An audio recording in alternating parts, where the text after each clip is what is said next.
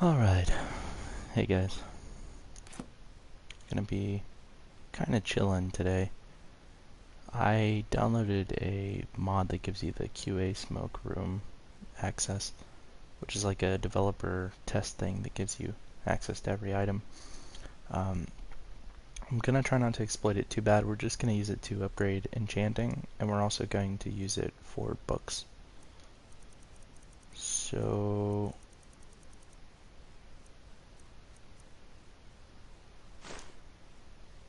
what the heck is that? Oh, hell yeah.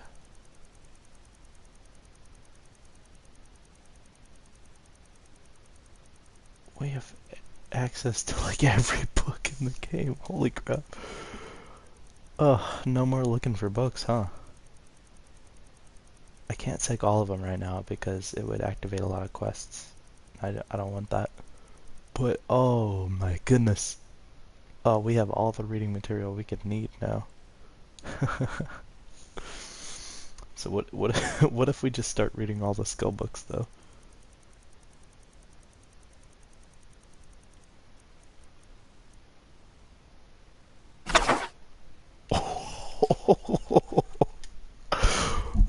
Oh, maybe I shouldn't have done that.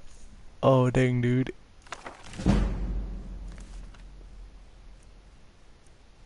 Hmm. Alright, let's see.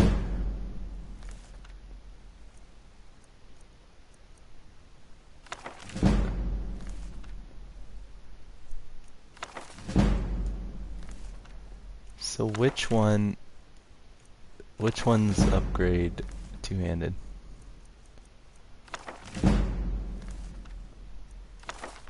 Oh, snap. I didn't need all this.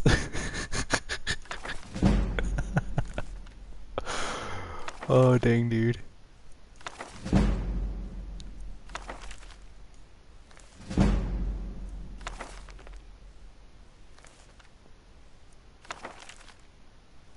Okay, hold on.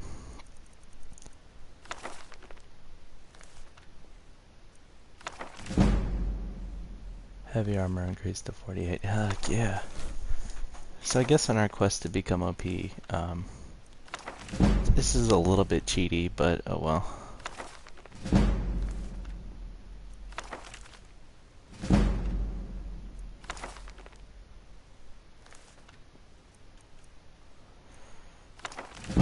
Oh gosh.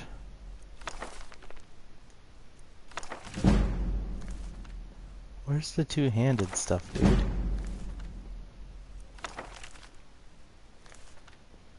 I just need the two-handed stuff.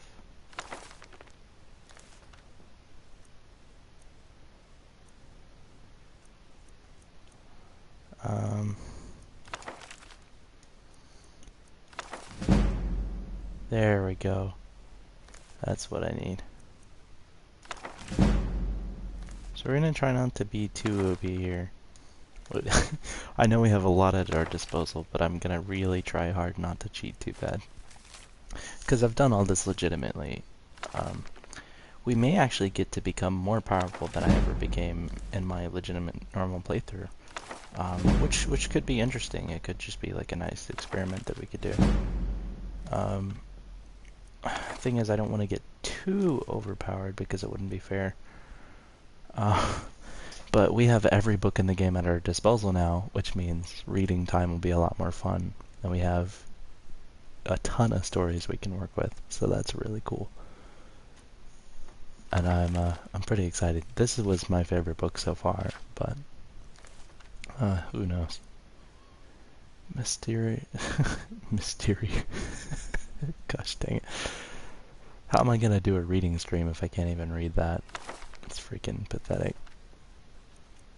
Okay. We need a two-handed book though, for frick's sake, dude.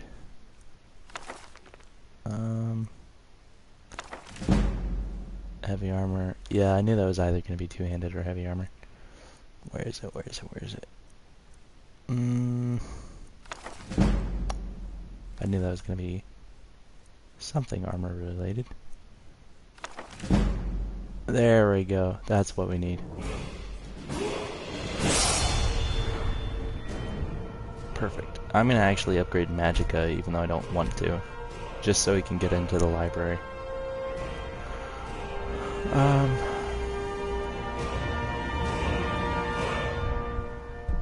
So it gives us a very important perk right there. Now we just need 20 more levels on that. I've also increased the running speed here with a special item. I have a few more mods than I had before, but none of them are too game breaking aside from this one. So it's all just like time saver stuff. There we go, 93 damage. That is not bad. Hell yeah. Alright. So all spell tomes, How about all books?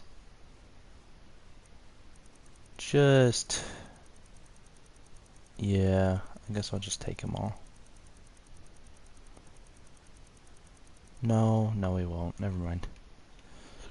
I just remembered why I didn't do that. So in clothing and jewelry, we can probably get something quite nice here.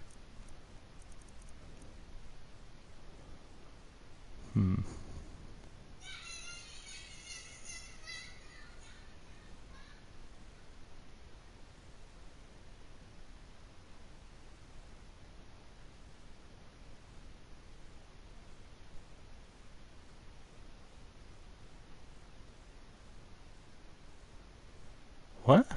That's such a weird name there. What the heck? I don't trust it because it has take me and tempt in the name.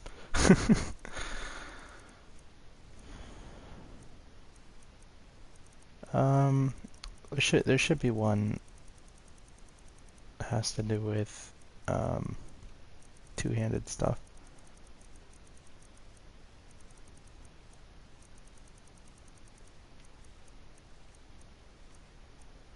Forge Master's Fingers, yeah. See what all do we have.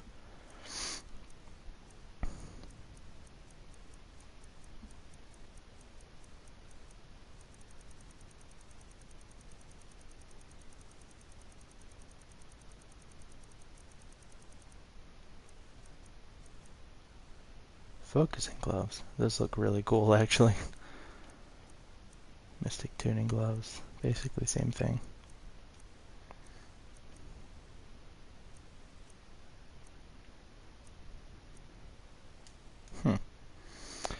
Okay, but what I actually want is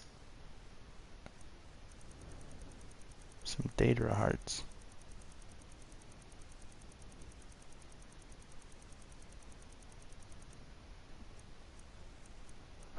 Do not delete.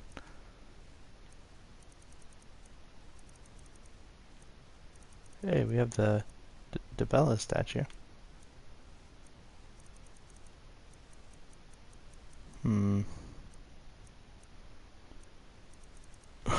We could have just cheated the Dragon Quest thing. That's interesting. Wait, so how do you get the Daedra heart? Is it in... Clearly take all the soul gems, just because.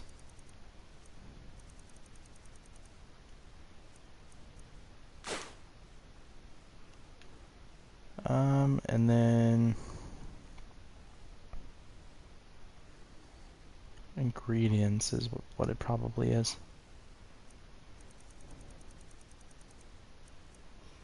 Daedra heart. There we go.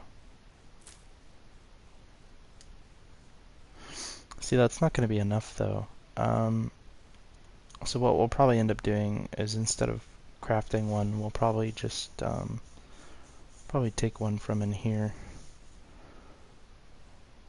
All standard armor. So we'll take the Daedric armor.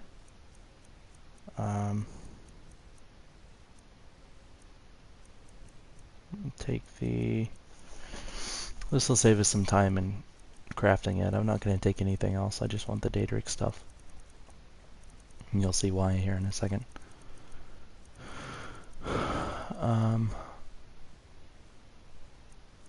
Daedric boots, Daedric gauntlets.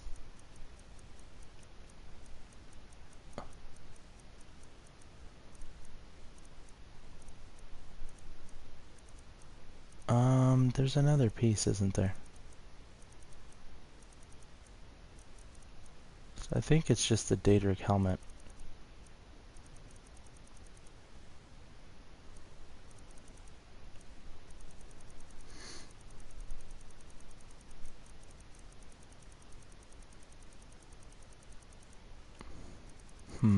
Where is it? Where is it? Where is it? Where is it?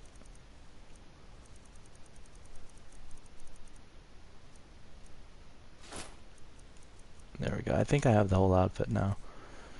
So we do apparel,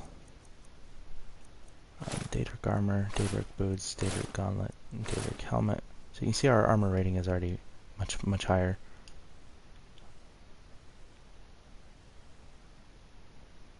We are a little bit slower, but that's okay.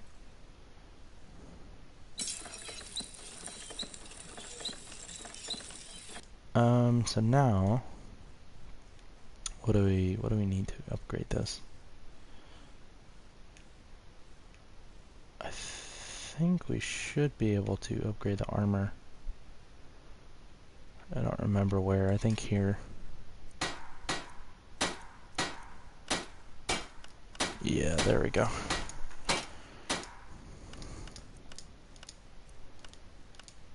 So if we up all of that, it goes way up.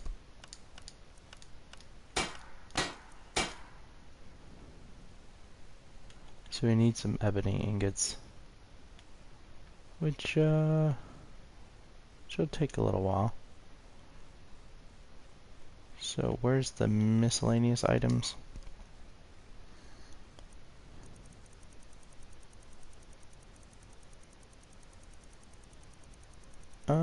It should be in here somewhere.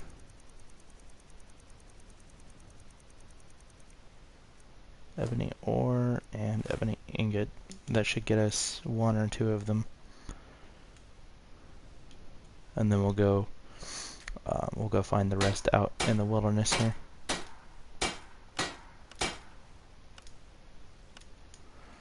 But before we do this, we're going to put on a couple things.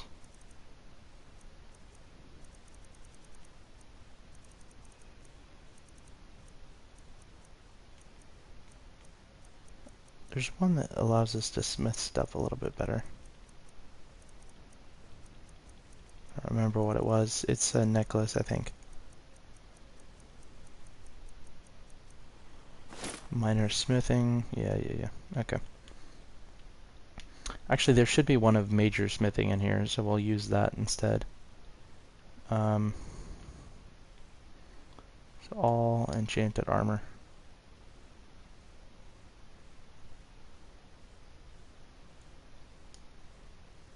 Uh-oh. Did I crash the game? Probably. Nope. We're good. Oh, snap.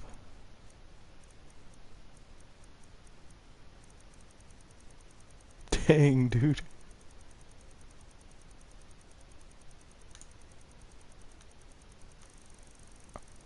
Okay, this is the quickest way to scale through.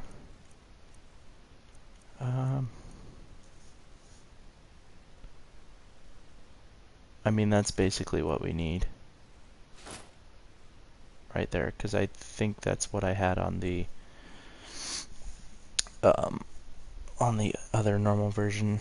So we're gonna take that, save us some time. Oh, dang, dude. Please don't crash, please don't crash, please don't crash.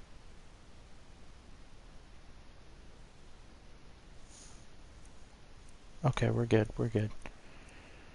Carrying capacity. I don't need that.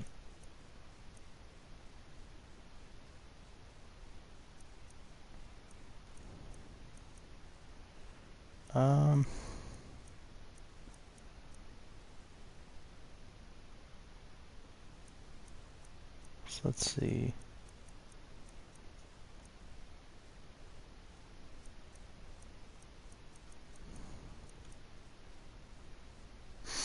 Two-handed attacks do 40% more damage. We're going to take that. It should take us a second. It's not going to crash, I don't think, but it will. It will be slow.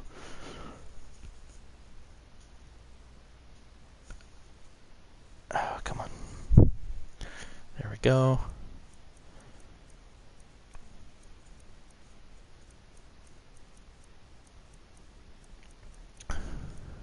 So then, oh, good lord. 22% better. Holy crap. Oh, we're going to be the most OP we've ever been. Now, keep in mind, all this stuff can be gotten completely legitimately. I'm just speeding up the process because in my videos, I don't want to have to make you guys wait months like it took me for the normal thing. Because I have a job that I have to do.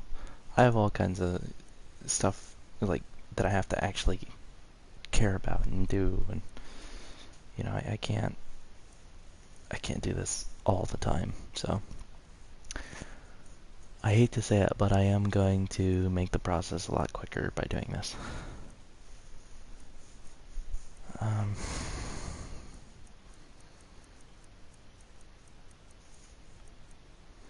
Increases heavy armor skill by 25 points.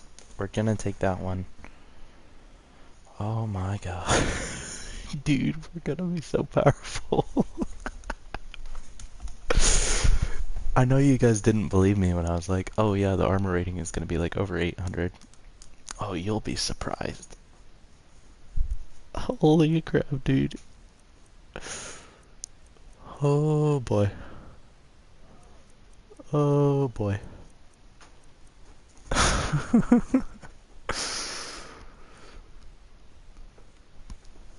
Dang, dude.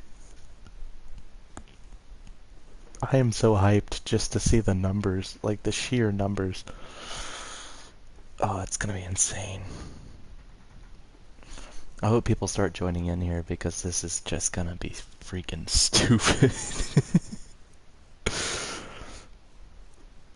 Okay, okay. Two-handed attacks do 25% more damage. We're gonna take that as well. How many rings can you wear? I can't remember. I think you can wear 2.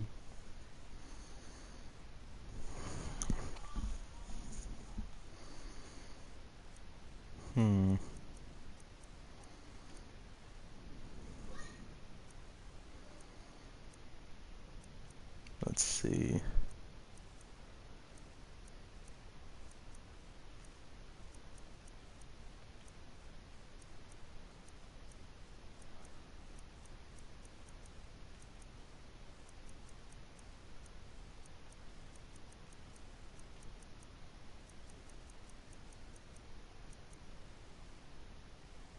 Okay, increases heavy armor skill by 25 points. I'll take that too.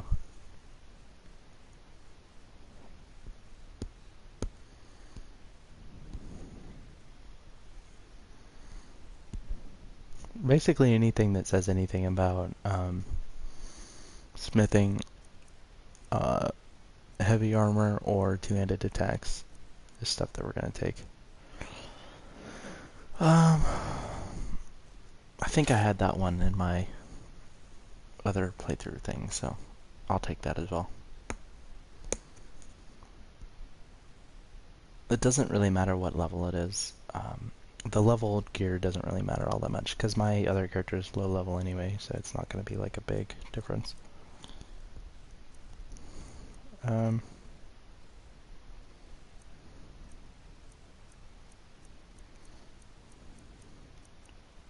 Okay. So I think these are like the lower level ones.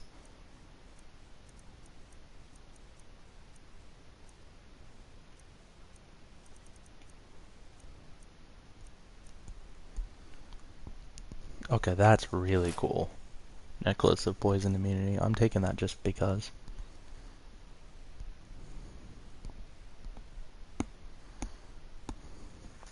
But all the ones that say peerless are, I think, usually the best.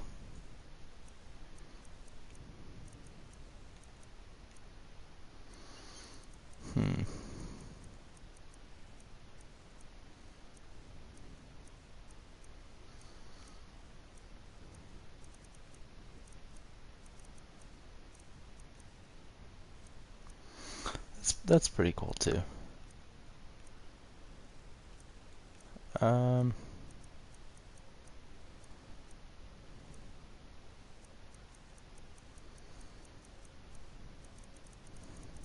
Alright, so I'm going to take all that. What we're going to do is we're going to put on all the ones that relate to smithing, and we're going to see how much perks we get here. So we're going to do Greater Armor of Extreme Smithing. I'm going to do that. Actually, I want to see how much it'll boost my hold on. Two-handed attacks do 25% more damage. There we go.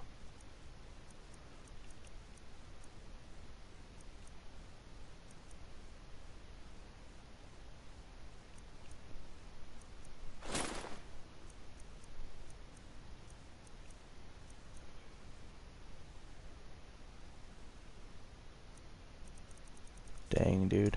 Alright, let's see how much damage that is. Just without anything extra. Yeah, exactly. 168. That's not too bad. Now, think about this. I got more powerful than this without cheating. That's insane. But anyway, let's just imagine that we're doing this. So we're gonna do smithing, peerless smithing, necklace. I'm sure there's got to be a necklace of peerless smithing, right? There's got to be.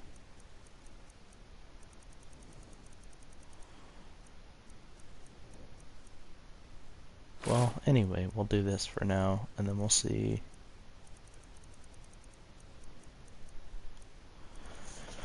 how high of a level that goes to.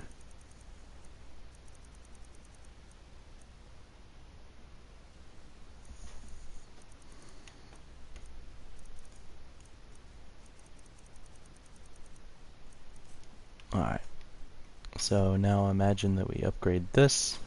We'll see how high that would make that number. Should be pretty ridiculous. Let's see. Oh, yeah. Oh, yeah. That's ridiculous. Absolutely ridiculous. So say we smithed all of these to, like, max level. Oh boy. This is gonna be fun. Okay, so this is probably the one that I'm normally gonna be wearing. So we're gonna go ahead and probably do that for now. Oh boy. See what that armor rating is.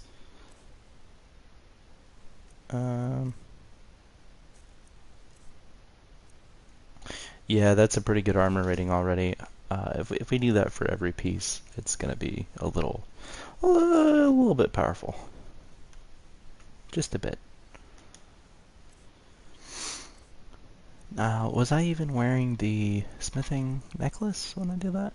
Oh yeah, I was. Okay.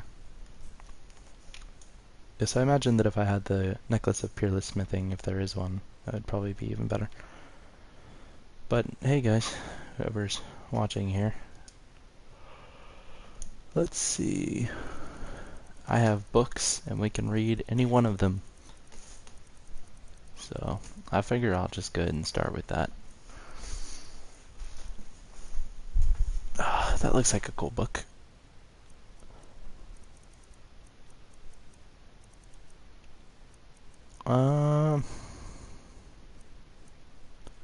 What's Children of the Sky about? Okay. Here. Okay, I'm gonna start reading now. Just why not? Let's see how long it is. That's not very long. Alright. Nords consider themselves to be the children of the sky.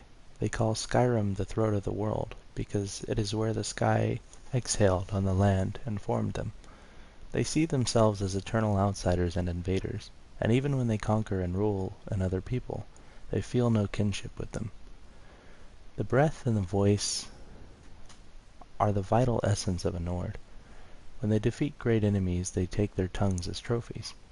These are woven into ropes and can hold speech like an enchantment. The power of a Nord can be articulated into a shout, like the Kiai of an Akaviri swordsman. The strongest of their warriors are called tongues. When the Nords attack a city, they take no siege engines or cavalry. The tongues form in a wedge in front of the gatehouse and draw in breath. When the leader lets it out in a kiai, the doors are blown in and the axemen rush into the city.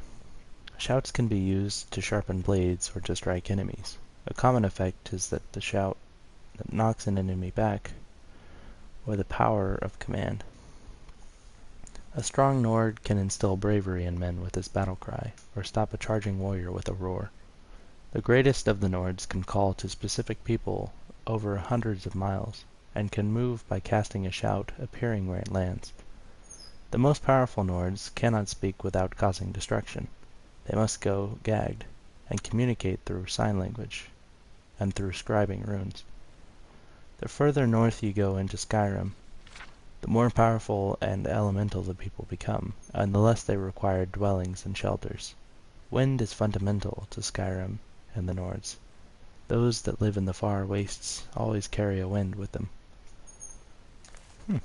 That's cool. I like that book. I'll put it on my shelf. Let's see. What else do we have here? That sounds kind of cool. I'll take it. Let's find one with a cool name here.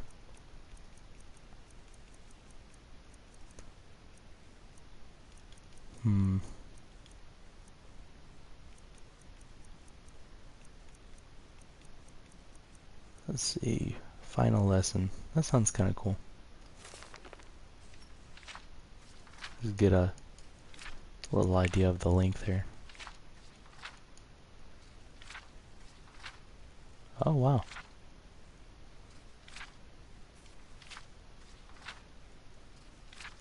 That's pretty decent.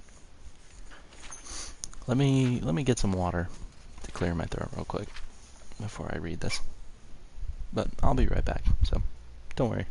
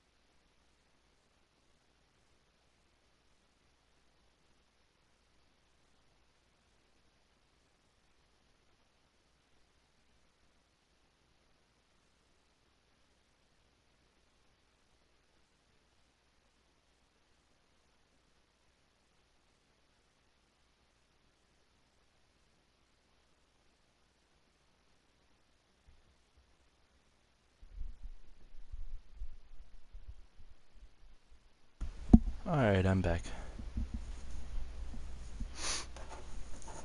Man, it's kind of unrelated and maybe not appropriate for the stream, but I have to say I really miss my girlfriend. I have no idea where she is, or if she's okay, but... Man. Alright, let's read it. Final lesson. It says it's by Gracias Goth. Alright. Oh, hey. How's your day, Susan? Mine's going pretty good. I'm a little bit stressed though, but not for anything related to this or my job or anything like that. So, I'm just chilling, kind of reading whatever books on here I feel like. We're gonna read a book called The Final Lesson right now. So, hope you enjoy.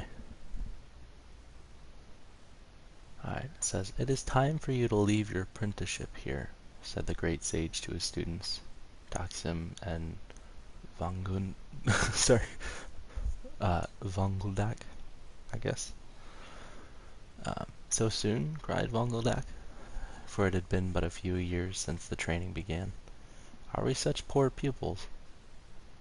"We have learned much for you, master, but you have no more to teach us," Taksim asked. "You have told us so many tales of great enchanters of the past. Can't we continue to learn until we have reached some level of their power?" "I have one last story for you," smiled the great sage.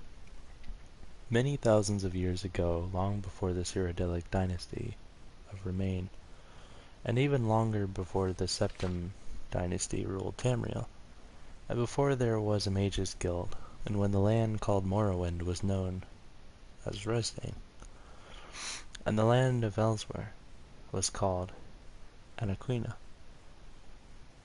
and Palatine, and the only law of the land was the cruel ways of the Alessian doctrines of Marok, there lived a hermetic enchanter named Dalek, who had two apprentices, Uthrak and Lorith. Uthrak and Lorith were remarkable students, both equally assiduous in their learning, the pride of their master. Both excelled at the arts of the cauldron, mirror castings, the infusion of spiritus and mundus, and the weaving of air and fire. Dalek was very fond of his boys, and they of him. On a springtide morn, Dalek received a message from another enchanter, named Peathel, who lived deep in the forests of the Colovian heartland. "You must remember that in the dark days of the First Era, mages were solitary practitioners, with the only organized consortium being the Psijics of Artaeum. Away from that island, mages seldom saw one another, and even more rarely corresponded. Thus, when Dalek received Peathel's letter, he gave it his great attention. Peathel was greatly aged, and he had found the peace of his isolation threatened by the Alessian reform. He feared for his wife, knowing that the fanatical priests and their warriors were close at hand. Dalek brought his students to him.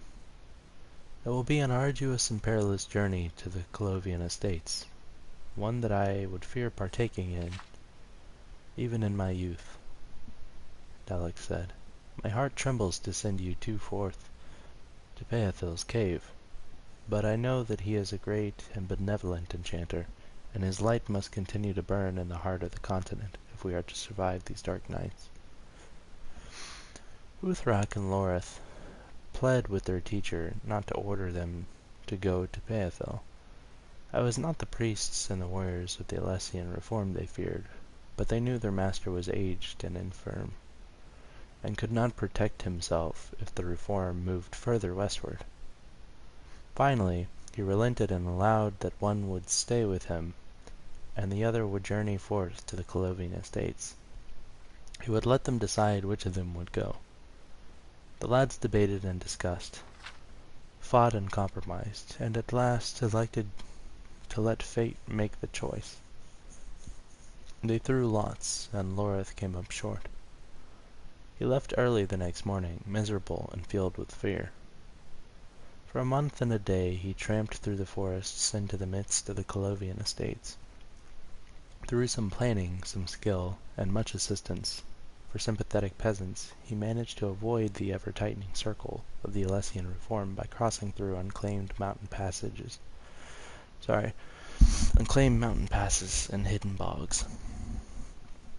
When at last he found the dark caverns where Dalek had told him to search for Peathel, it was still many hours before he could find the enchanter's lair. No one appeared to be there. Lorith searched through the laboratory of ancient tomes, cauldrons and crystalline flutes, herbs kept alive by the glow of mystic circles, strange liquids and gases, caught in transparent membranes. At last he found Peathel, or so he presumed.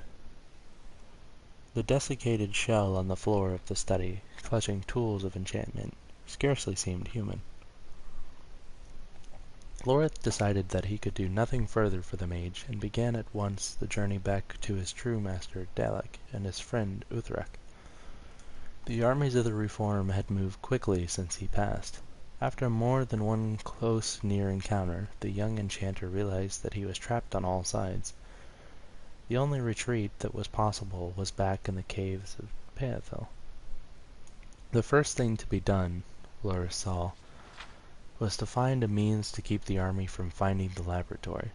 That, he found, was what Peathel himself had been trying to do, but by a simple error even an apprentice enchanter could recognize. He had only succeeded in destroying himself. Lorith was able to take what he had learned from Dalek and apply it to Peathel's enchantments, quite successfully. The laboratory was never found or even detected by the Reform. Much time passed. In the 480th year of the First Era, the great Aiden Durini won many battles against the Alessian horde, and many passages and routes that had once been closed were now open. Lorith, now no longer young, was able to return to Dalek. When at last he found his way to his master's old hovel, he saw candles of morning lit in all the trees surrounding. Even before he knocked on the door and met his old fellow student Uthrak, Lorith knew that Dalek had died. "It was only a few months ago," said Uthrak, after embracing his friend. "He talked of you every day of every year you were away.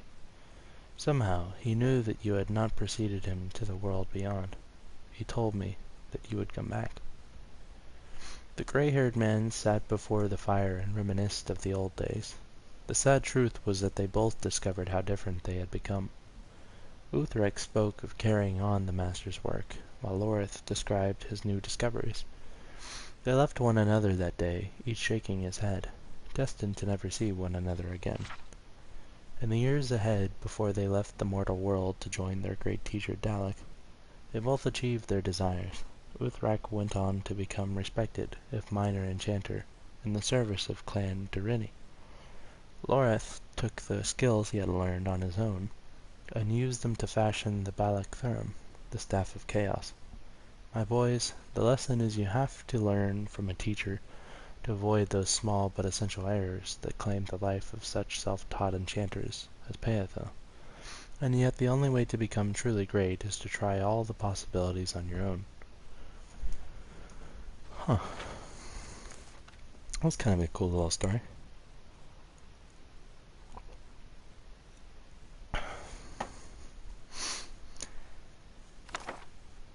One of those little parables told through a story, or whatever you would call them, referred to them as. I mean, Susan, are you still here? The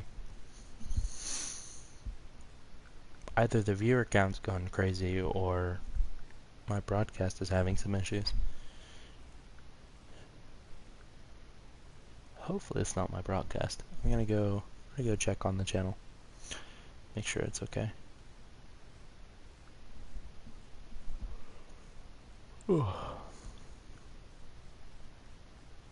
That would suck if I just read all that to no one. Oh well.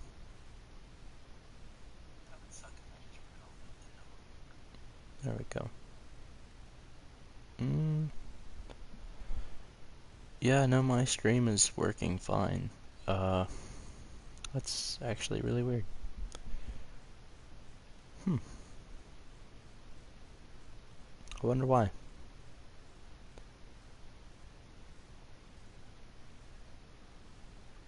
Hmm.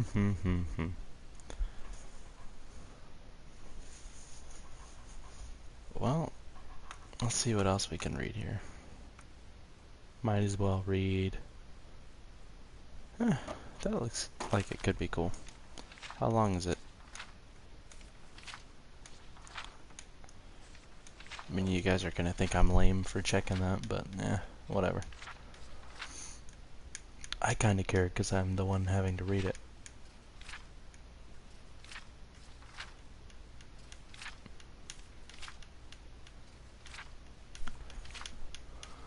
Alright, yeah, that's not too bad.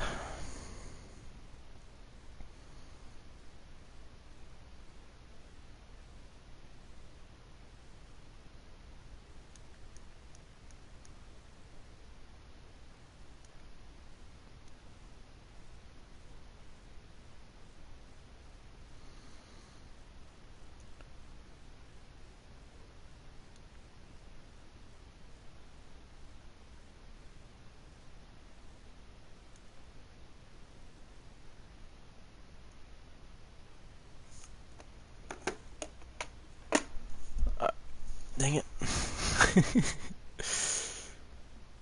Okay. I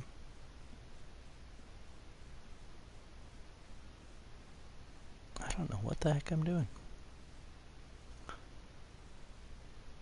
Sorry about that.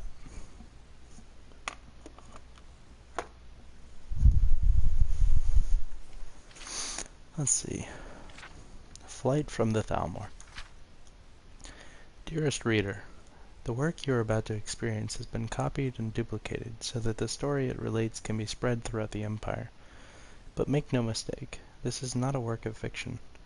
The events chronicled in this account are all true, were originally documented in a private journal, which now remains safely guarded in the House of Quills in Hammerfell, and occurred not more than a year before this book was printed.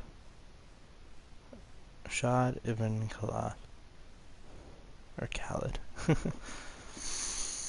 High Scribe, House of Quills, from Hammerfell. There we go.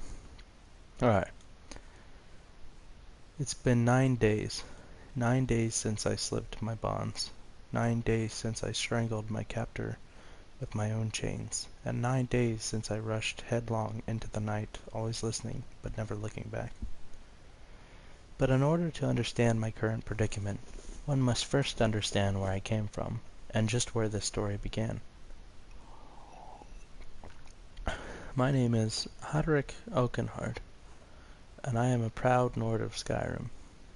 I am a skald by trade, and received my formal training at the Bard's College in Solitude.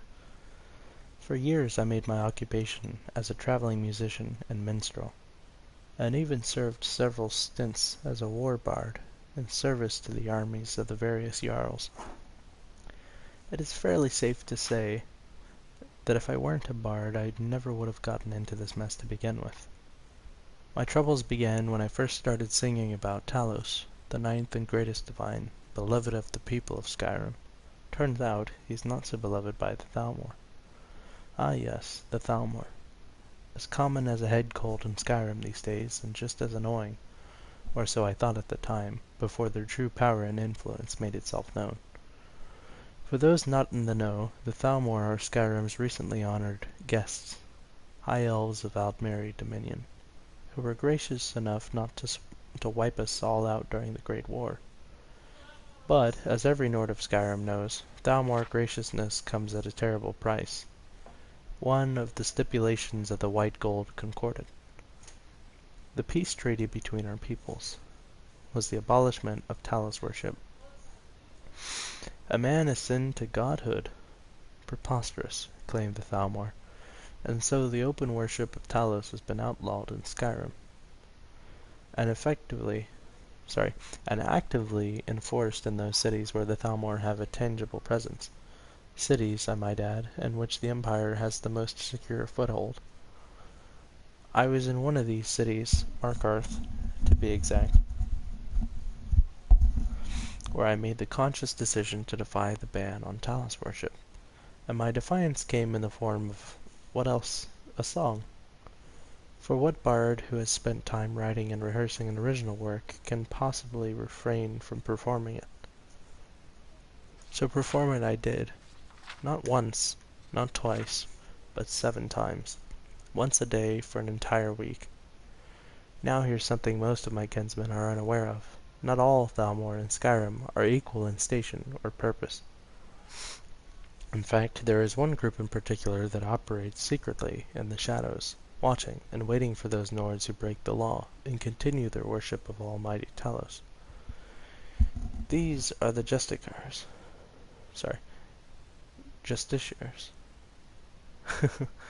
And if it is their job to enforce this, the most terrible of conditions, and it is their job to enforce this, the most terrible of conditions of the White Gold Concordat. The font's a little hard to read sometimes, I'm sorry. And so I would have performed my song for an 8th time had I been given the opportunity.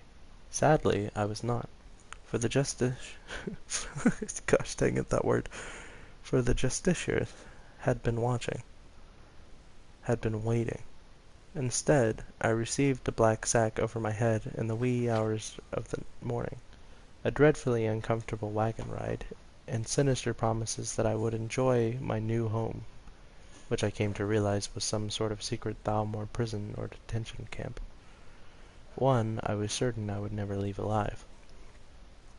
It was at that moment I realized I needed to make my escape.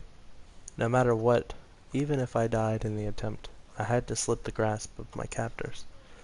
Better that than rot in some god-forsaken Thalmor jail until the end of time. I finally got my chance when the wagon stopped and we made camp for the night. One of my 2 Thalmor guards set off into the forest to hunt, leaving me alone with the other. And so, my account comes full circle. It is now 9 days later, and in that time I have realized the true extent of my foolishness. I couldn't have sung the song just once, or maybe twice, or not at all. I couldn't have swallowed my stubborn Nord pride and realized just how much power and influence the Thalmor truly have over the Jarls. No, I could not. So now I run. Like a hare from the hound, I run. Always moving, rarely resting, never sleeping. But the Thalmor dog my every move. Where will I go? How will I escape their grasp? I honestly don't know. The only thing I now understand for certain is this. If the agents of the Aldmeri Dominion cannot have your soul, then they will take your very life. My name is Hodrick Oakenhard, and I am a proud Nord of Skyrim. Remember me, for soon I will be dead. I like that book. Oh man.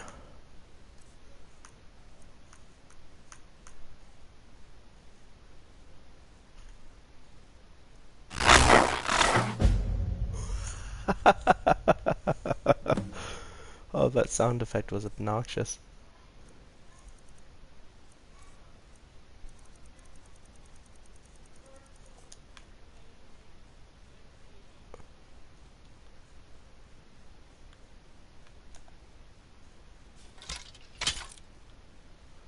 Okay, so now that I got that, I'm going to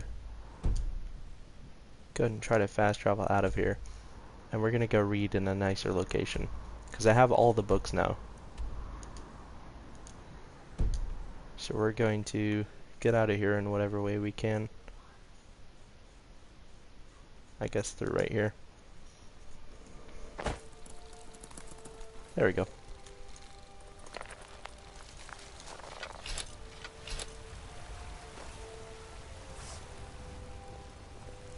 Now let's travel somewhere with nice music. Somewhere like, we'll just go where we went last time. Let's go to the thing in Winterhold. Oh, Susan, did you just comment that? Did you say where are you? Or is that an old comment?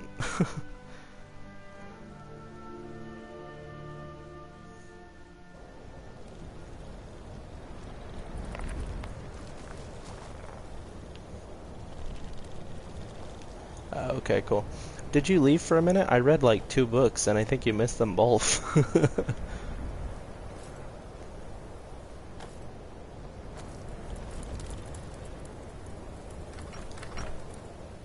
That's kind of funny.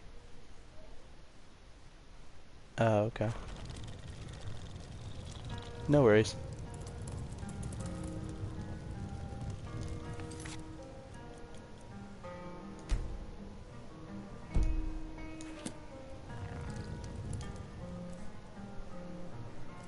Alright. Let's read something else here.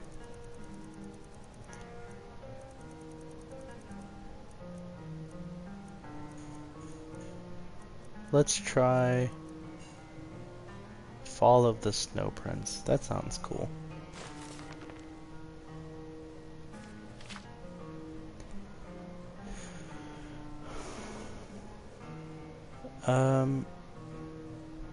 No, I've never played 7 Days.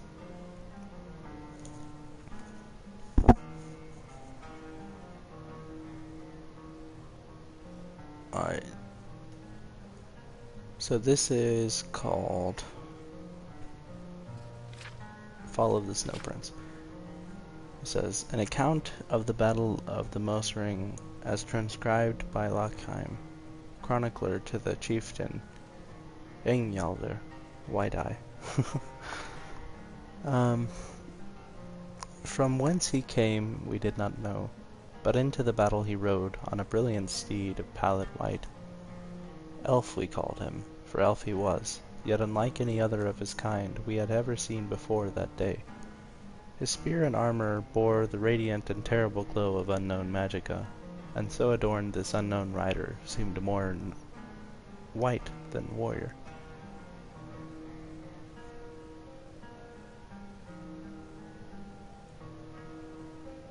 There's no interesting books in the games. You're talking about 7 Days to Die? I assume. What troubled, nay, frightened us most at that moment was the call that rose from was the call that rose from the elven ranks. It was not fear, not wonder, but an unabashed and an unbridled joy, the kind of felicity felt by a damned man who has been granted a second chance at life. For at that time the elves were as damned and near death as they ever had been during the great skirmishes of Solstheim.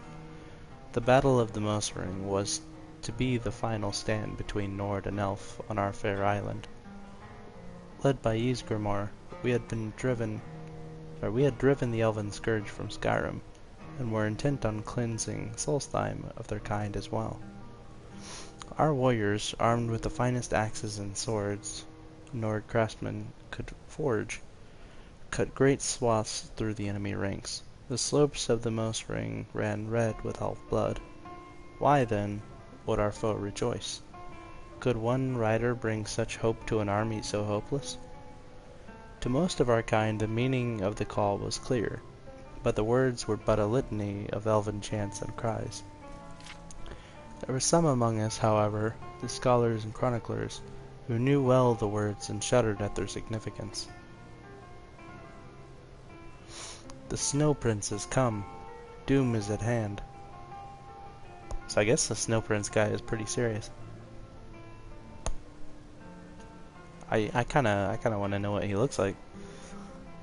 It says, there was then a great calm that overcame the elves that still stood. Through their mass the Snow Prince did ride, and as a longboat slices the icy waters of the Hjalling, he parted the ranks of his kin. The magnificent white horse slowed to a gallop, then a trot, and the unknown elf rider moved to the front of the line at a slow, almost ghost-like pace. A Nord warrior sees much in a life of bloodshed and battle, and is rarely surprised by anything armed combat may bring.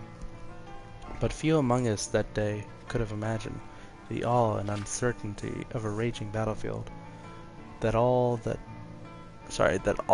at once went motionless and silent. Such is the effect of the Snow Prince had on us all. For when the joyous cries of the elven Gosh dang it, I'm messing up so bad, I'm sorry. Let me restart that sentence. Such is the effect the Snow Prince had on us all. For when the joyous cries of the elves had ended, there remained a quiet known only in the solitude of slumber. It was then our combined host, elf and Nord alike, were joined in a terrible understanding. Victory or defeat mattered little that day on the slopes of the Mosring Mountains. The one truth we all shared was that death would come to many that day, victor and vanquished alike. The glorious Snow Prince, an elf unlike any other, did come that day to bring death to our kind, and death he so brought. Yeah, Susan, I am still a little bit, to be honest. It's not something you can change. And it's probably not even a big deal. I don't know. Anyway, let's see. Like a sudden, violent snow squall that rends travelers blind and threatens to tear loose the very foundations of the sturdiest hall, the Snow Prince did sweep into our numbers. Indeed, the ice and snow did begin to swirl and churn about the elf, as if called upon to serve his bidding. The spinning of that gleaming spear whistled a dirge to all those who would stand in the way of the Snow Prince, and our mightiest fell before him that day. Ulfge Anvilhand, Strom the White, Frida Oakenwand, Heimdall the Frenzied, all lay dead at the foot of the Mosring Mountains.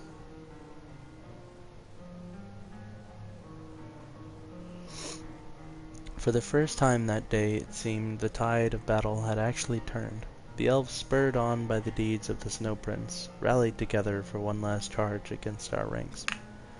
It was then, in a single instant, that the Battle of Mosring came to a sudden and unexpected end. Yeah, Susan, it has to do with my girlfriend. It's not like a relationship issue or anything. Everything's been going really good. It's just she hasn't messaged me back in like 3 days now, and I'm just wondering if she's okay, because she never does that.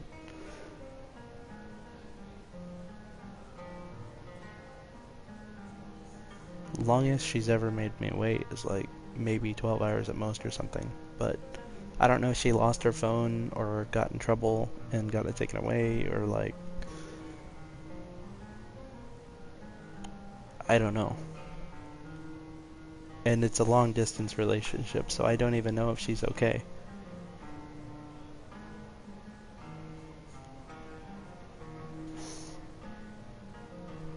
And her family doesn't even know I'm dating her because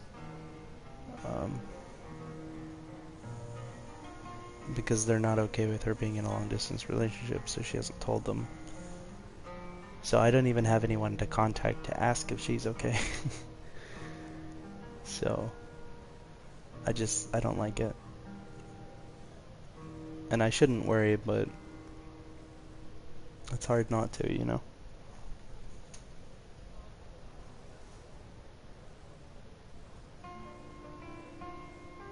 Because I feel connected to this girl, and it's hard not talking to her and just not knowing.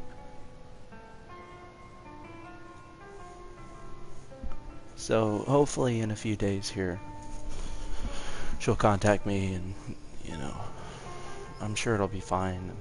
It's probably just something silly, but I'm just the type of person to worry about something like that.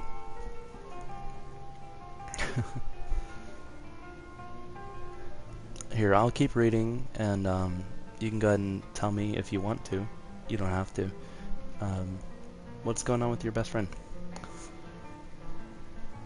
Let's see.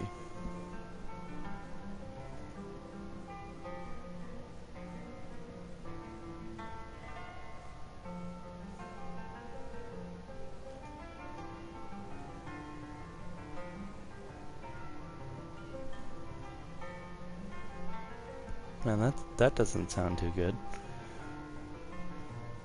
Alright, let's see.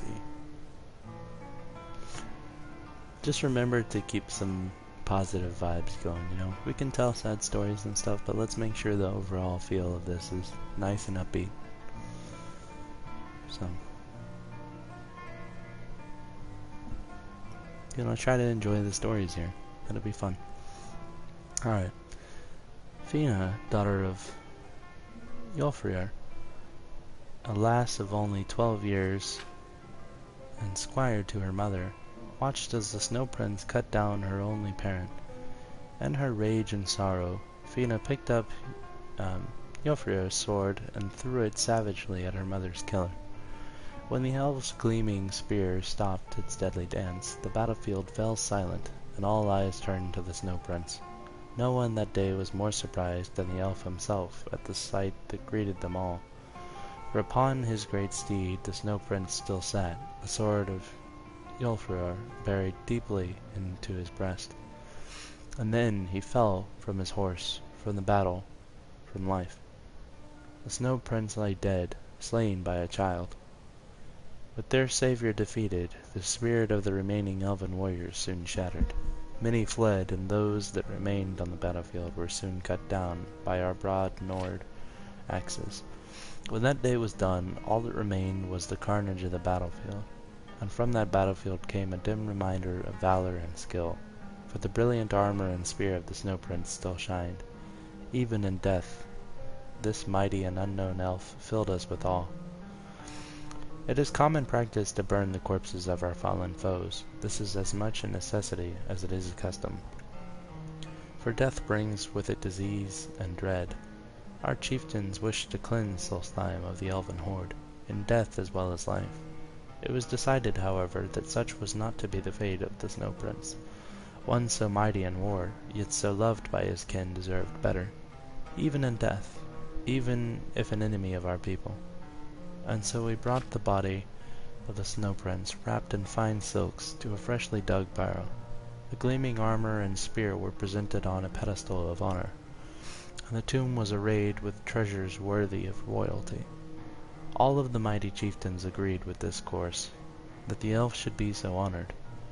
His body would be preserved in the barrow for as long as the earth chose, but would not be offered the protection of our Stalrim, which was reserved for Nord dead alone.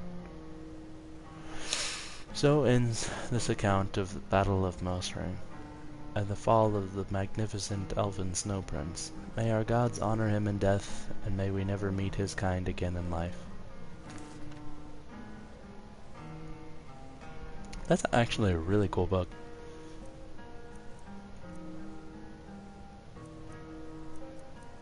Let's see.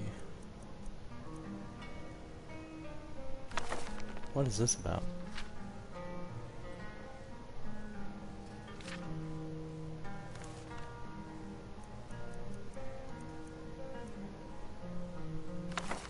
So is Fae Falcon 3 the last book?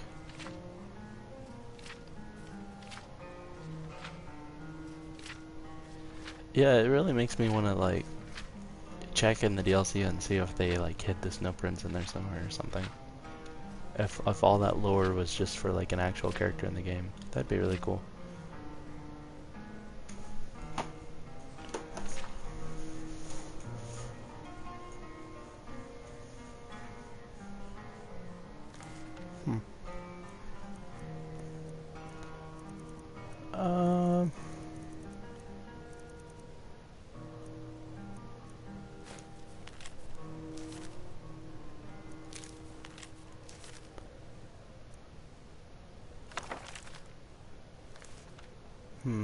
Let's see, should we read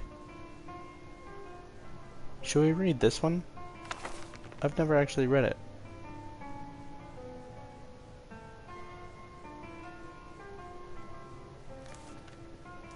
Oh, you know what? I have access to the Dawn Guard books. Hold on, hold on, hold on. Let's go get the DLC books.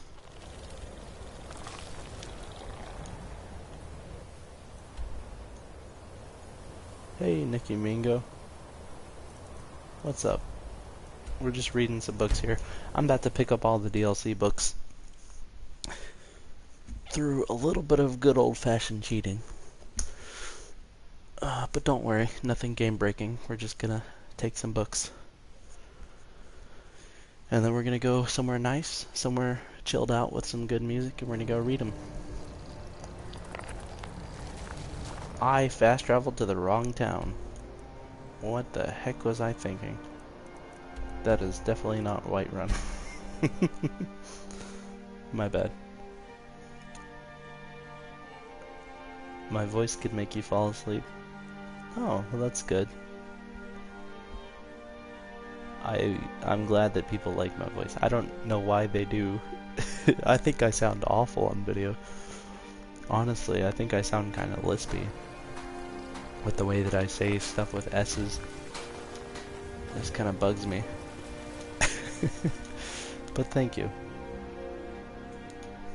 You never know, I might do some ASMR one day. Get a better microphone. Why not?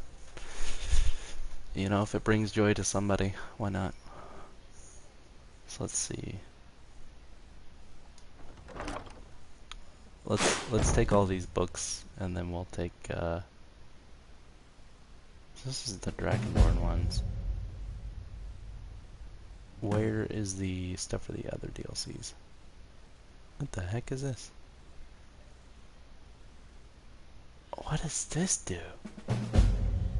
Oh, thank you.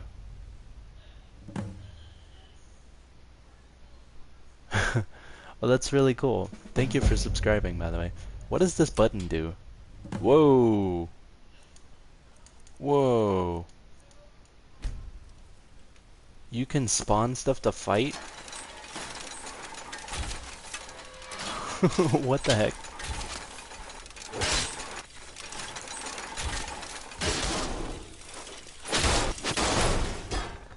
That sounds like a great way to level up my skills.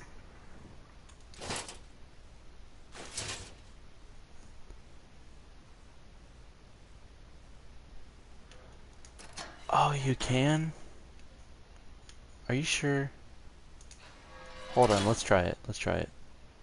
So let's get like a... Let's get a Centurion boss. And then let's get... Horker boss.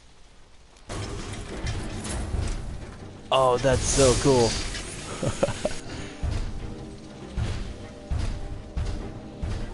Wait, did he win that quickly? Oh my god. What the heck? Okay, that's probably a bad idea. But we'll do it anyway. Whoa, whoa, whoa, whoa, whoa, whoa, whoa, whoa, whoa. Whoa, whoa, whoa. Whoa, whoa, whoa. Not cool. Not cool. I did not expect that.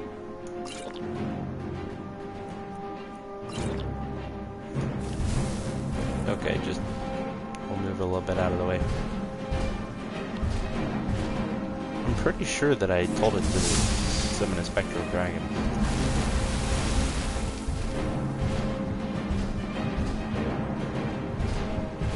And yet I don't see one. Ah, crap. My bad. Well, that's cool. I didn't know you could do that. Anyway, time for more reading. Oh gosh. That's such a weird little issue with the game. So we got the Dragonborn books. Let's make sure we still have them all. What the heck is this? Is it just a random pool?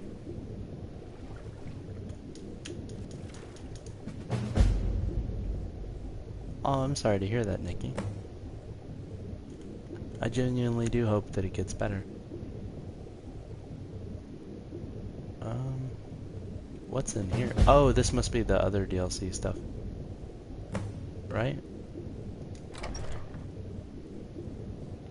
What the heck is this? Ah, there we go. It seems like the person that did this got really lazy. So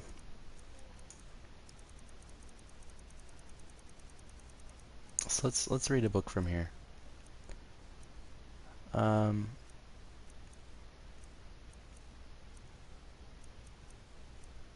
Let's see. Let's see if we can find a good book. The Betrayed. That sounds cool.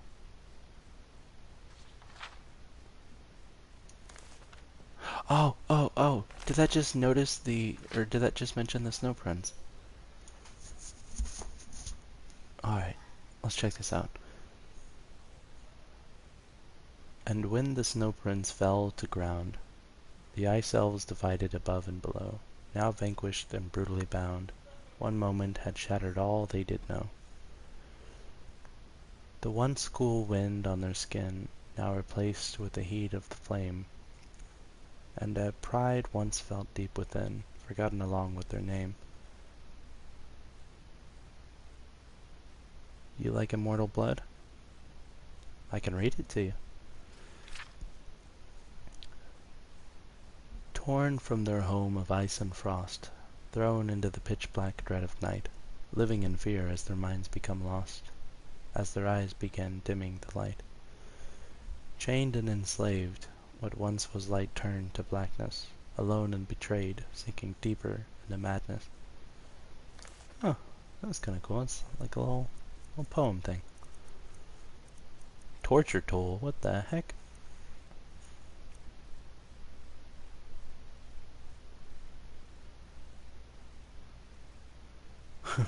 Yeah, immortal blood is pretty common. Let's try touching the sky. Is that another poem thing? No, it's not. Okay. It is pretty short, though. Many of the most dedicated snow elves once committed themselves to a tireless journey through the Chantry to the inner sanctum. They carried with them the paramount desire to become one with their god, Ariel. Through all set out with the determination to prove their worth, few were prepared for the trials that lay ahead. For the path of Ariel was not without its tribulations. The pilgrim struggled not only against the natural elements of the treacherous vale, but with a myriad of tests upon their faith and loyalty. It is told that many simply could not continue on the path for long before turning back. Some argue that the rebuke they endured upon their return was crueler than any punishment that may have lay ahead of them along the path. In their failed attempt they were forced to live in the shadow of those who did continue on to achieve the great glory and honor of ascension into the light. Forever after, their faith and loyalty in Ariel would be scrutinized, and the remaining days filled with shame and regret. Tales of those who reached the inner sanctum are not without their share of woes. It is said upon their arrival that many were mere shells of the person they had once been. Some were quite mad from sleeplessness, and starved to the point of frailty. By the end of their journey, the marvel that they had strength yet to carry their vessel and ascend the stairs of the temple was the last true testament of their loyalty. Regardless of each individual's tale, the final words remain eerily similar. It is said that every pilgrim ascended, bathed in light, a look of relief and contentment on their face.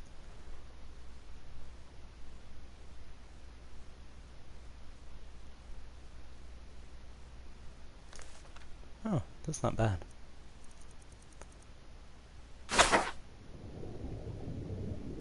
Okay, I probably shouldn't have done that, but I literally just took like everything from there. So, hopefully we don't break the game. Which we probably will. Oh well. It's worth it, right? For the videos. For the sake of the videos. It must be done. I can always just reload an older save if it becomes a problem, and I just completely destroy everything. I could just pick up a copy of like every item in the game and then just never have a problem with any quest ever. They're like, hey, can you go find this? I'll be like, yeah, I have it. Here you go.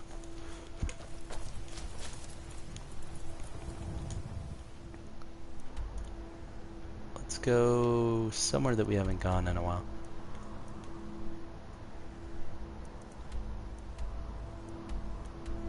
Actually, let's go somewhere we haven't been before. At least not in this playthrough. Susan, you said if you really think of it, all books in Skyrim are about all of the Elder Scrolls games. Yeah, that's true. It's just like general lore building. Nikki, are you still there? You didn't leave, did you? I was gonna read Immortal Blood to you, since you like it.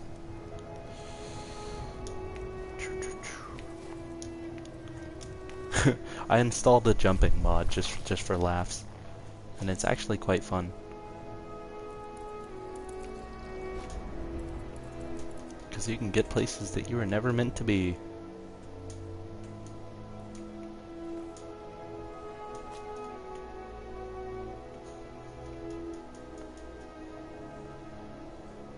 So where is the closest tavern? Probably in the I was gonna say in the Gwei Quarter, but I totally mispronounced Grey Quarter. I should have a big sign. Hold on.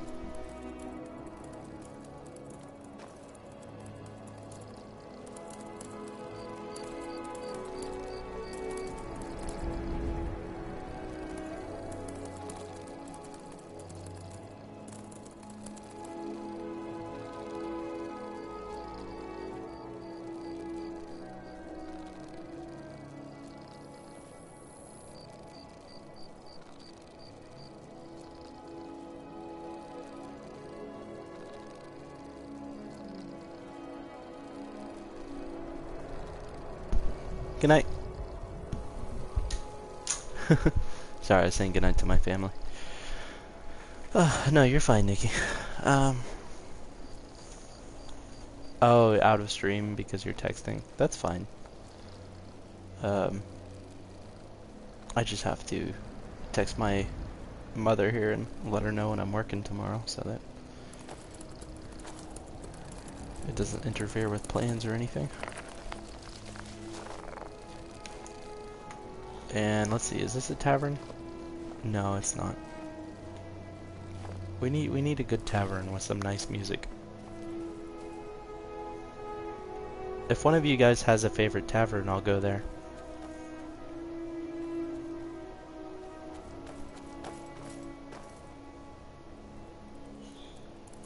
Alright.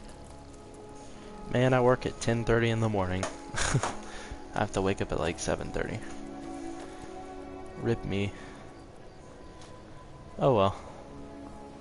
That's pretty normal.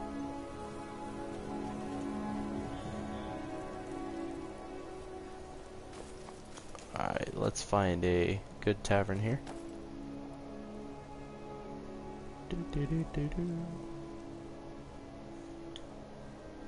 That looks like a tavern. No, that's not a tavern.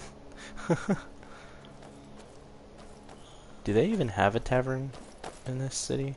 They do, don't they?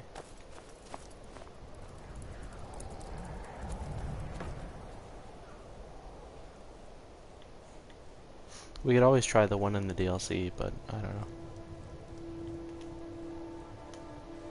I was pretty sure the tavern was in the Grey Quarter.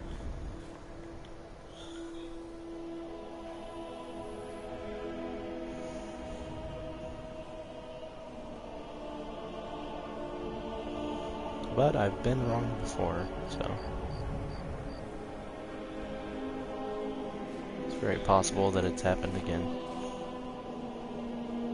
I think this may be the tavern. No, it's just a corner club, but eh.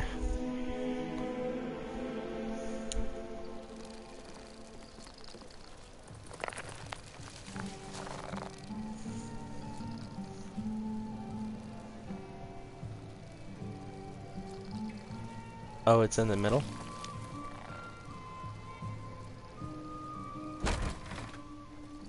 Okay.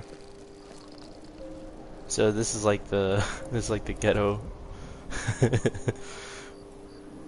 where they put all the elves. The Grey Quarter. There's no way that's a tavern though, right? I guess it is.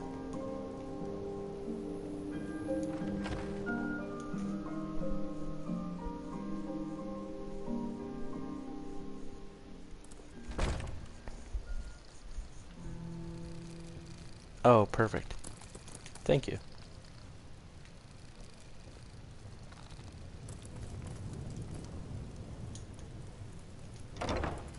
So where's all the actual activity?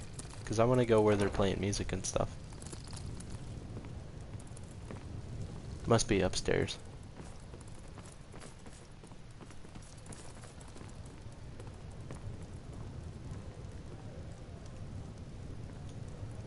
There we go.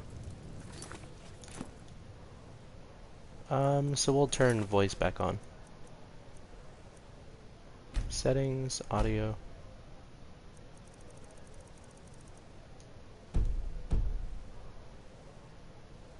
And we sing. We're the children of Skyrim, and we fight all our lives. And when Sovngarde beckons, every one of us dies. There we go.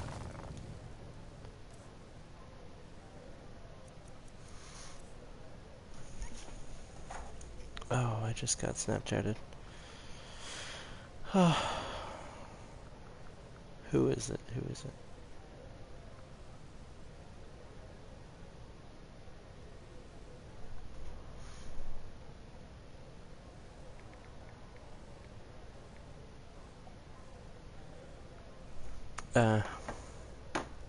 It's my friend. Alright. If you're still there, I'll go ahead and read Immortal Blood for you. See if we can find it.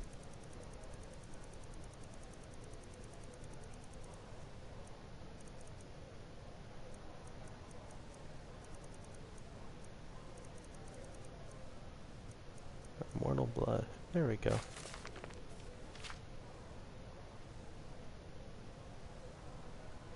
There we go. Okay. Are you ready?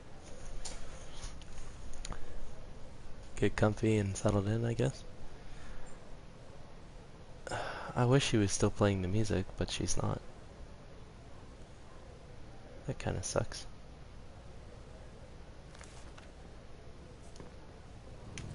But this land is ours, and we'll see it wiped clean of the scourge that has sullied our hopes and our dreams. I do like that song, though. All hail to Ulfric! You are...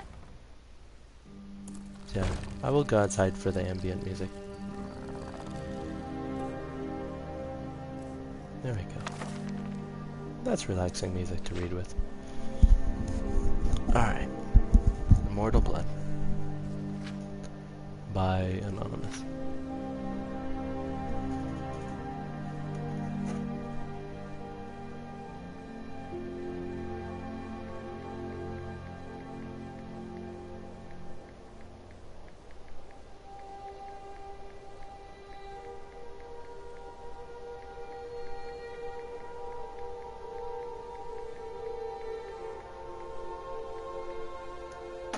Alright, here we go.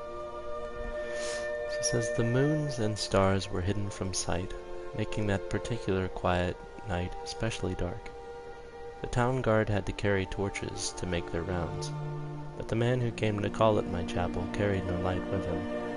I came to learn that Movarth, the Quinn, could see in the dark almost as well as the light.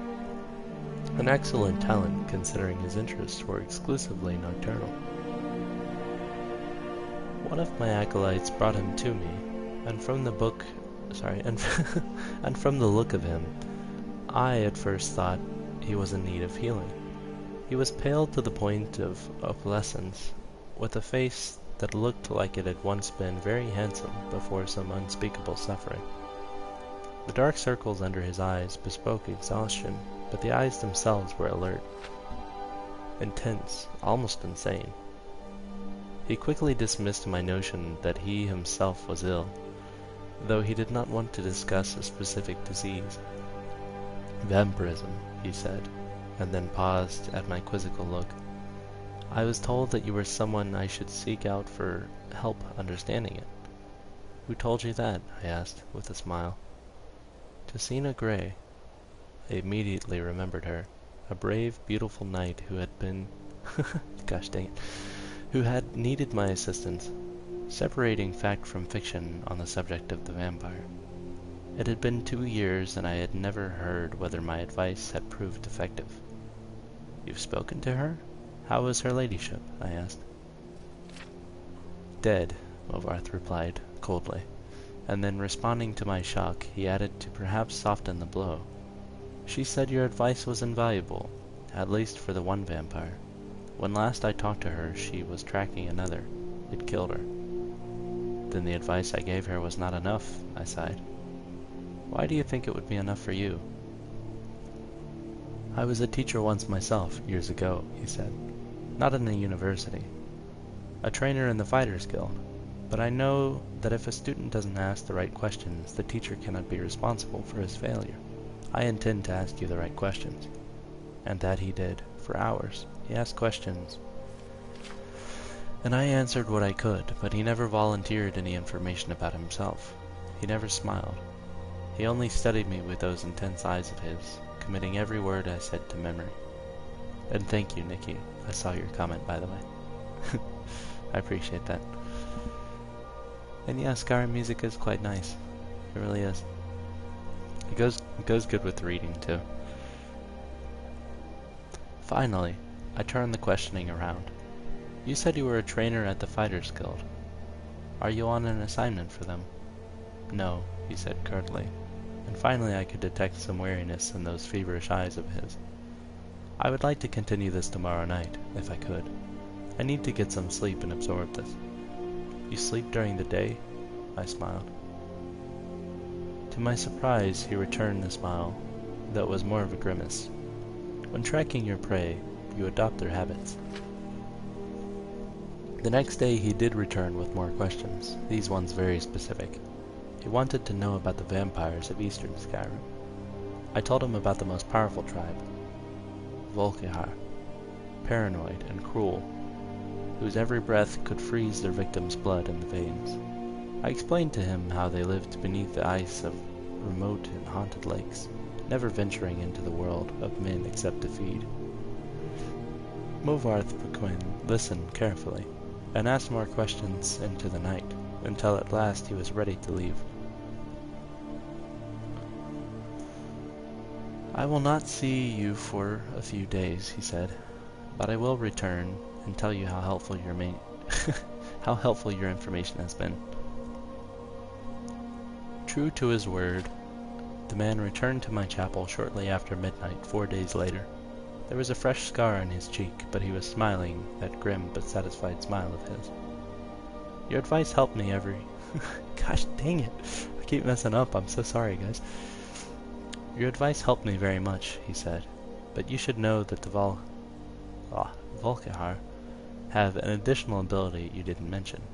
They can reach through the ice of their lakes without breaking it.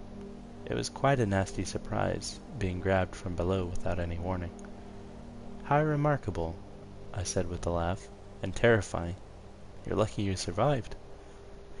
I don't believe in luck. I believe in knowledge and training. Your information helped me, and my skill at melee combat sealed the bloodsucker's fate. I've never believed in weaponry of any kind. Too many unknowns. Even the best swordsmith has created a flawed blade, but you know what your body is capable of. I know I can land 1,000 blows without losing my balance, provided I get the first strike. The first strike? I murmured. So you must never be surprised. That is why I came to you, said Movarth.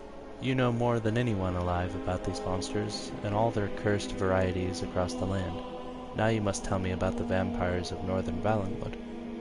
I did as he asked, and once again, his questions taxed my knowledge. There were many tribes to cover. The Bonsamu, who were indistinguishable from Bosmer, except when seen by candlelight. The Kirelf, who could disintegrate into mist. The Yakef, who swallowed men whole. The dread Telboth, who preyed on children, eventually taking their place in the family, waiting patiently for years before murdering them all in their unnatural hunger. Once again, he bade me farewell, promising to return in a few weeks, and once again he returned as he said, just after midnight. The graphics are like 1950s. Hey, what's up, awesome atheist? Good to see you, man. Good to have you here. This time, Movarth had no fresh scars, but he again had new information. You were wrong about the Kirelf being unable to vaporize when pushed underwater, he said, patting my shoulder fondly. Fortunately, they cannot travel far in their mist form, and I was able to track it down. It must have surprised him. Fearfully. Your field knowledge is becoming impressive, I said. I should have had an acolyte like you decades ago. Now tell me, he said, of the vampires of Cyrodiil. I told him what I could. There was but one tribe in Cyrodiil, a powerful clan who had ousted all other competitors, much like the Imperials themselves had done. Their true name was unknown, lost in history, but they were experts at concealment. If they kept themselves well fed, they were indistinguishable from living persons. They were cultured, more civilized than the vampires of the provinces, preferring to feed on victims while they were asleep, unaware. They will be difficult to surprise, Movarth frowned. But I will seek one out and tell you what I learn. And then you will tell me of the vampires of High Rock, and Hammerfell, and elsewhere, and Black Marsh, and Morrowind, and the Somerset Isles, yes? I nodded, knowing then that this was a man on an eternal quest. He wouldn't be satisfied with but the barest hint of how things were. He needed to know it all.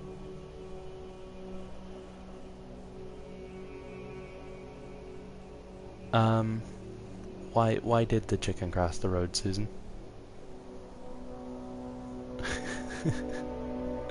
Go ahead and tell me while I read this next paragraph here.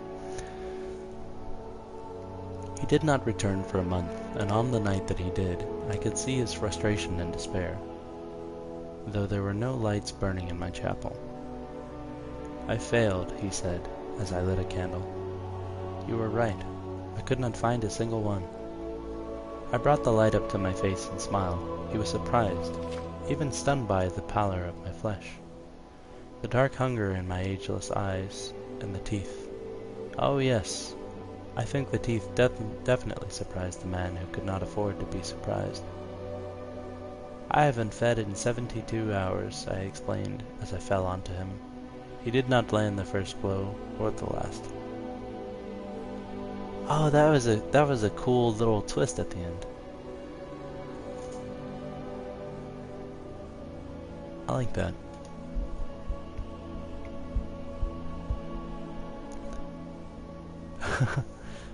Thanks, Nikki.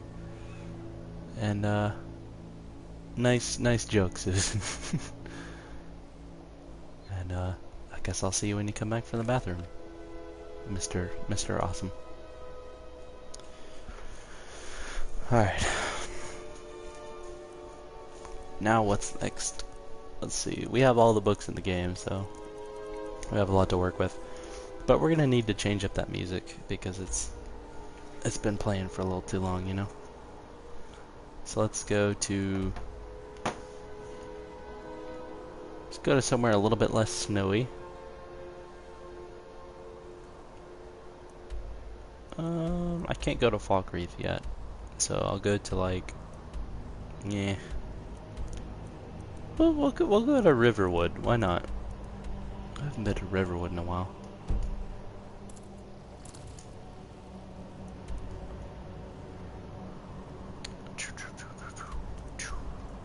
Definitely not going to Helgen. Helgen is missing a few pieces. There's actually a mod that restores broken cities in the game, though, which is kind of cool. I wonder if it fixes Helgen, too, so that you can get a proper tour of it. If so, I'd actually like to see that. I'm thinking about doing a playthrough with nothing but like crazy mods, just for fun, you know.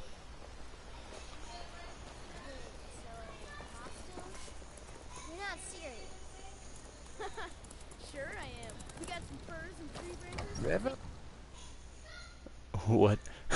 What, what giggles are you talking Well, about? one of us has to do something. I said no. No adventures, no theatrics, Oh, no dang it. thief chasing. Hold on. I don't want to listen to their yammering.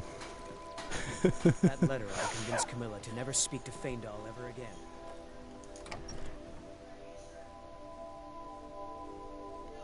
Let's see.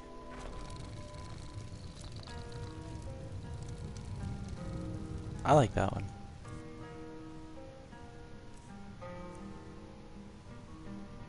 Ooh, this one's called King. I'm gonna try that one. It's by Revan. I read another book by Revan. It's kind of a cool book. I don't remember what it was. I think it was Thief, maybe? Oh. Oh, you know what? You know what? We'll read them all in order. How about that?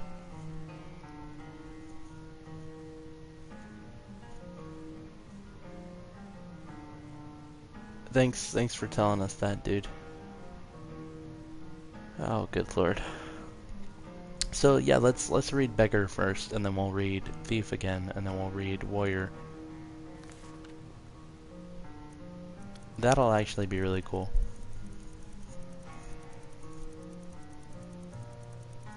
Alright, men. See you later, I guess.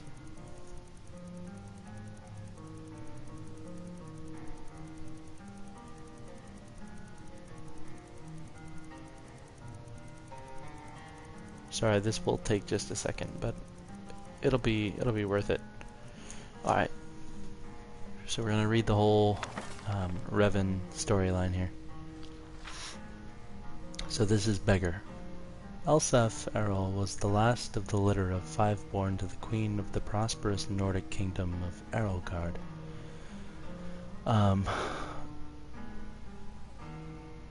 Lapracopa and her husband, the king of Errolgard, Yultlaf, during pregnancy. The queen had been more than twice as wide as she was tall, and the act of delivery took 3 months and 6 days after it had begun.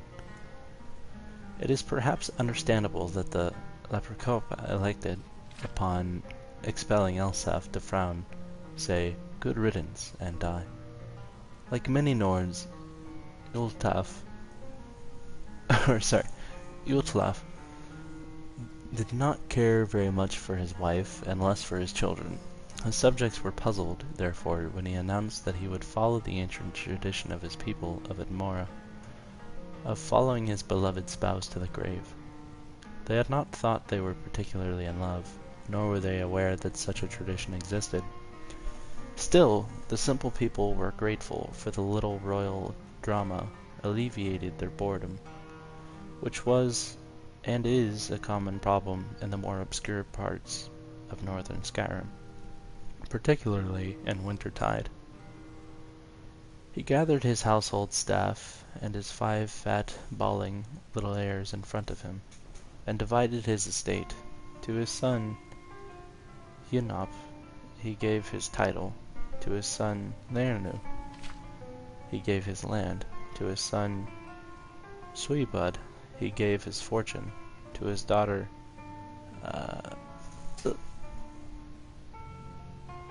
Leisafitra he gave his army. Yudlaf's advisors had suggested he keep the inheritance together for the good of the kingdom, but Yudlaf did not particularly care for his advisors, or the kingdom for that matter. Upon making his announcement, he drew his dagger across his throat. One of the nurses, who was rather shy, finally decided to speak as the king's life ebbed away.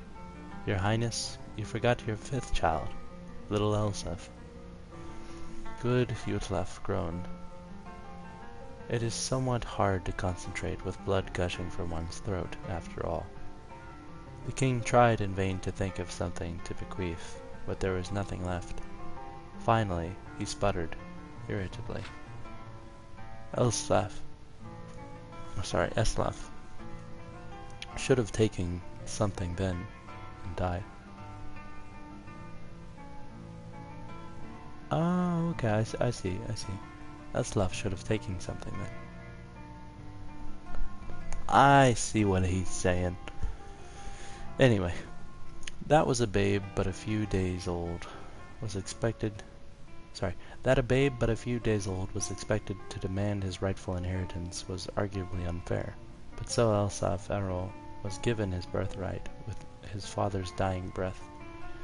He would have nothing but what he had taken. Since no one else would have him, the shy nurse, whose name was Druspa, took the baby home. It was a decrepit little shack, and over the years that followed it became more and more decrepit. Unable to find work, Druspa sold all of her furnishings to buy food for little Elsaf.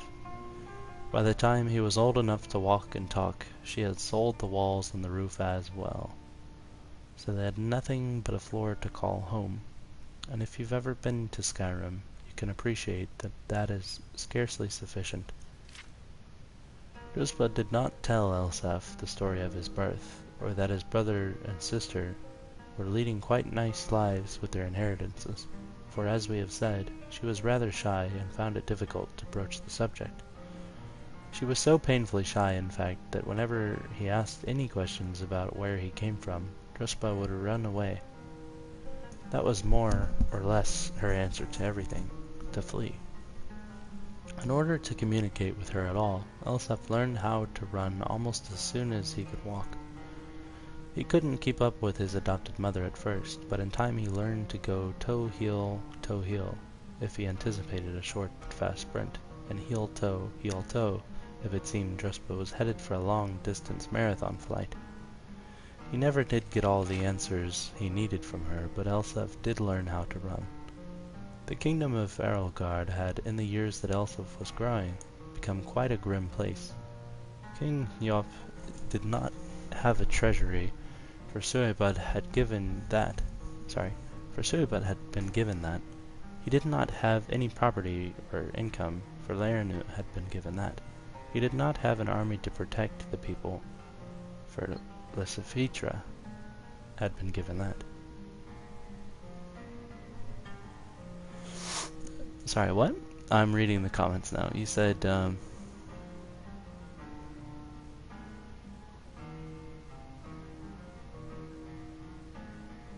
he said he joins the stream, you're a mod on, and he's always saying nasty stuff. Huh.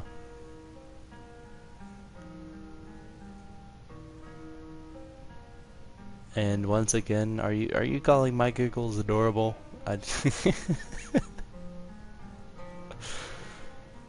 I mean, thank you. I appreciate it, if you're talking about me.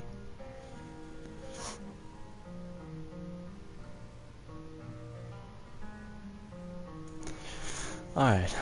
Furthermore, as he was but a child, all decisions in the kingdom went through Hunop's rather corrupt council. It had become a bureaucratic exploitative land of high taxes, rampant crime, and regular incursions from neighboring kingdoms. Not a particularly unusual situation for a kingdom of Tamriel, but an unpleasant one nonetheless.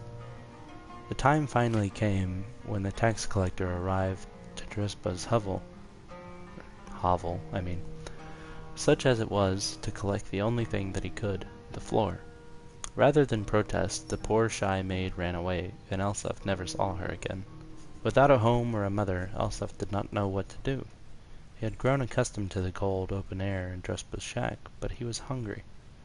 "May I have a piece of meat?" he asked the butcher down the street. "I'm very hungry." The man had known the boy for years, often spoke to his wife about how sorry he felt for him, growing up in a home with no ceilings or walls. He smiled at Elsaf and said, "Go away, or I'll hit you."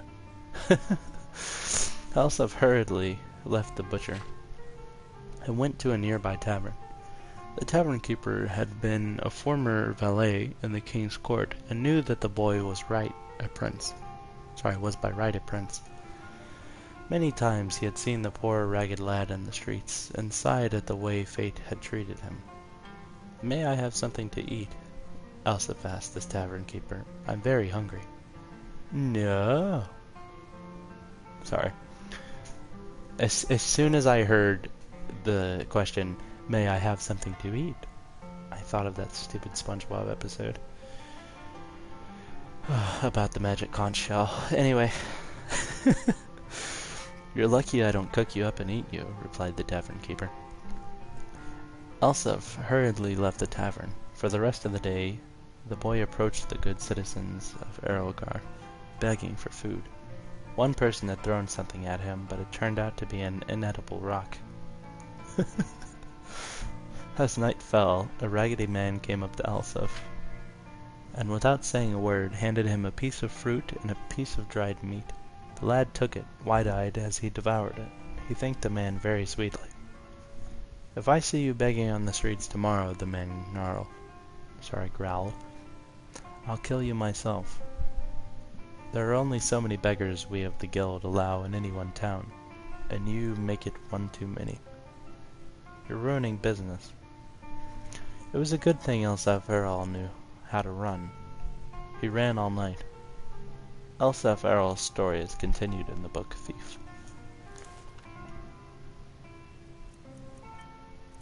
Alright. And I can either read the whole book Thief, or I can give you a little plot summary of it, because I remember, because I read it like yesterday. Just whatever you guys prefer. Because I'm going to read the whole little book series, so either way.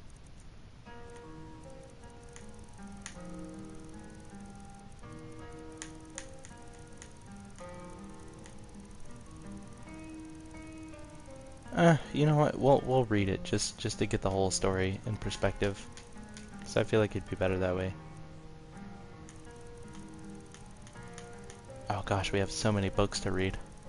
I'm gonna keep doing these. I think I'm gonna do one of these every night if I can. Because this is fun. This is a nice way to relax before bed. And I hope you enjoy it too.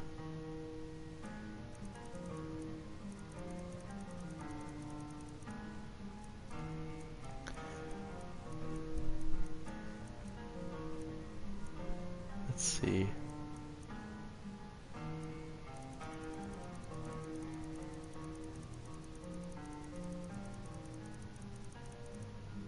Oh, heck yeah, we have to read this as well.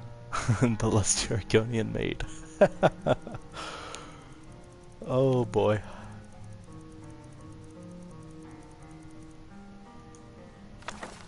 Alright.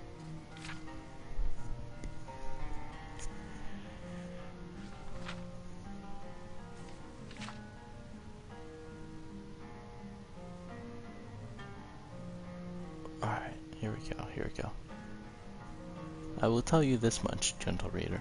When we last saw Elsif, he was a boy, an orphan, a failed beggar running through the wild winter woods of Skyrim. Away from his home of Erelgard, he continued running, stopping here and there for many years until he was a young man. Elsif discovered that among the ways of getting food, asking for it was the most troublesome.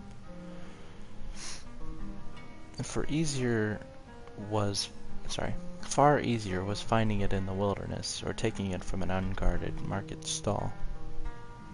The only thing worse than begging to get the food was begging for the opportunity to work for the money to buy it. That seemed needlessly complicated. No, as far as Elsif was concerned, he was best off being a scavenger, a beggar, and a thief. He committed his first act of thievery shortly after leaving Erelgard, while in the southern woods of Tamburkar, in the rugged land near Mount Jensen, just east of the village of Horbelt. Elsif was starving, having not eaten anything but a rather scrawny raw squirrel in 4 days, and he smelled meat cooking and then found the smoke. A band of minstrel bards was making camp. He watched them from the bushes as they cooked and joked and flirted and sang. He could have asked them for some food, but so many others had refused him before.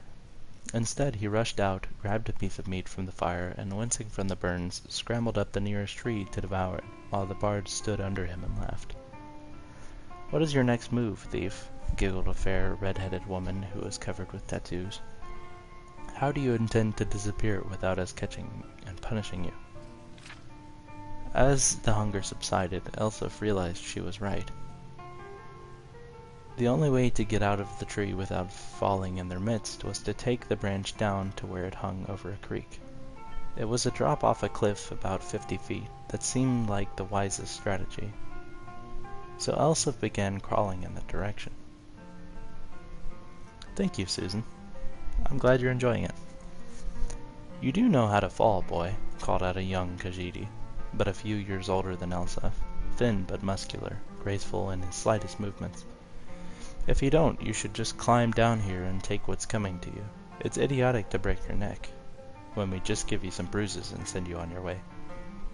"I'm glad to hear that, Nikki. I appreciate y'all being here. And I appreciate you subscribing and, come and join in the family here. I know, like, everyone here by name, so I'll definitely remember you. Good to have you." "Of course, I know how to fall," Elsif called back, but he didn't. He just thought the trick of falling was to have nothing underneath you and let nature take its course. But 50 feet up when you're looking down is enough to give anyone pause. "I'm sorry to doubt your abilities, Master Thief," said the Khajiit, grinning. "Obviously you know to fall feet first with your body straight, but loose to avoid cracking like an egg. It seems you are destined to escape us." Elsif wisely followed the Khajiit's hints, and leapt into the river, falling without much grace, but without hurting himself. In the years that followed, he had to make several more drops from even greater heights, usually after a theft, sometimes without water beneath him, and he improved the basic technique. When he arrived in the western town of Jotunheim on the morning of his 21st birthday, it didn't take him long to find out who was the richest person, most deserving of being burgled. An impregnable palace in a park near the center of town was owned by a mysterious young man named Suebud. Elsif wasted no time in finding the palace and watching it. A fortified palace, he had come to learn, was like a person, with quirks and habits beneath its hard shell. It was not an old place. Evidently whatever money this Suebud had come into was fairly recent. It was regularly patrolled by guards, implying that the rich man was fearful of being burgled, with good reason. The most distinctive feature of the palace was its tower, rising 100 feet above the stone walls, doubtless giving the occupant a good defensive view. Eslaf guessed that if Suebud was as paranoid as he guessed him to be, the tower would also provide a view of the palace storehouse. The rich man would want to keep an eye on his fortune. That meant that the loot couldn't be directly beneath the tower, but somewhere in the courtyard within its walls. Yeah, I'm not that big of a fan of Fortnite either, Susan Minish. I mean, at least not watching it. That's for sure. But either way, I'm glad you're here. The light in the tower shone all night long, so Elsif boldly decided that the best time to burgle was by the light of day, when Suebud must sleep. That would be the time the guards would least expect a thief to pounce. And so when the noon sun was shining over the palace, Elsif quickly scaled the wall near the front gate and waited, hidden in the crenulations. The interior courtyard was plain and desolate, with few places to hide. But he saw that there were 2 wells. One the guards used from time to time to draw up water and slake their thirst. But Eslaf noticed that guards would pass by the other well, never using it. He waited until the guards were distracted, just for a second, by the arrival of a merchant in a wagon, bearing goods for the palace. While they were searching his wagon, Eslaf leapt elegantly, feet first, from the wall into the well. It was not a particularly soft landing, for as Eslaf had guessed, The well was not full of water, but gold. Still, he knew how to roll after a fall, and he didn't hurt himself. In the dank subterranean storehouse, he stuffed his pockets with gold and was about to go to the door which he assumed would lead to the tower, when he noticed a gem the size of an apple, worth more than all the gold that was left. Eslef found room for it down his pants.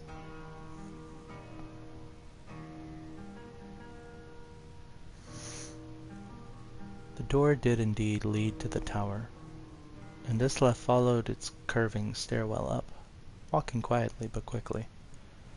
At the top he found the master of the palace's private quarters, ornate and coal, with invaluable artwork and decorative swords and shields on the walls. Eslef assumed the snoring lump under the sheets was Suibut, but he didn't investigate too closely. He crept to the windows and looked out. It was going to be a difficult fall, for certain. He needed to jump from the tower, past the walls, and hit the tree on the other side. The tree branches would hurt, but they would break his fall, and there was a pile of hay he had left under the tree to prevent further injury. Eslef was about to leap when the occupant of the room woke up with a start, yelling, "My gem!" Eslef and stared at him for a second, wide-eyed. They looked alike, not surprising, since they were brothers. Susan, are you asking if this is my favorite thing to do in the game?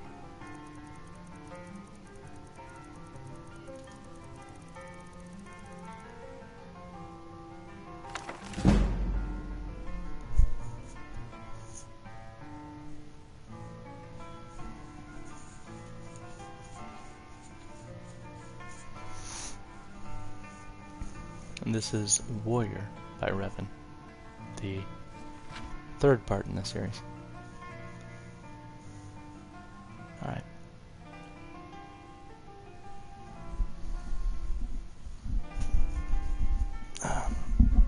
And by the way, how do you two like this this book series so far? We're technically halfway through, so I was just curious if y'all had any feedback. Is it an enjoyable one, or is it kind of boring?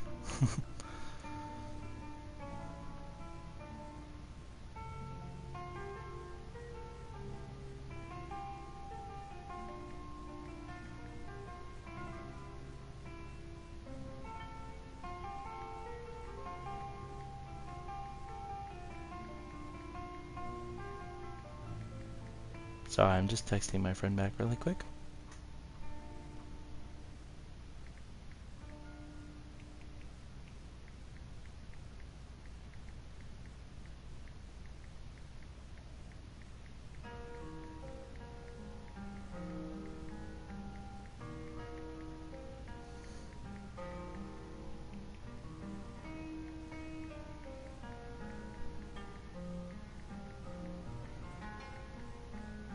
Sorry about the wait.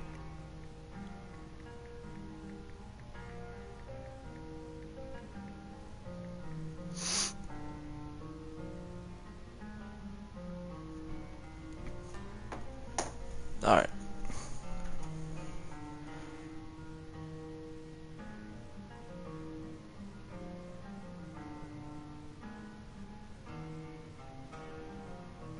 Oh, well, that's good. Yeah, I'm glad to hear that. Alright. Suibud Errol did not know much of his past, nor did he care to. As a child, he had lived in Errolgard, but the kingdom was very poor and taxes were, as a result, very high.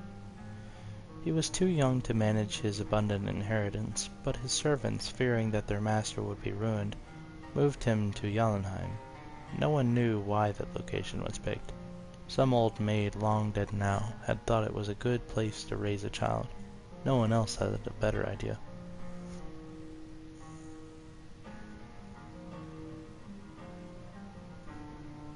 Yeah, that's good, Nikki. Well, Nikki, one thing I have noticed is if you're on your phone, sometimes it doesn't count you in the count for some reason. So that may be what's going on. But yeah, I'm glad to hear that, Susan.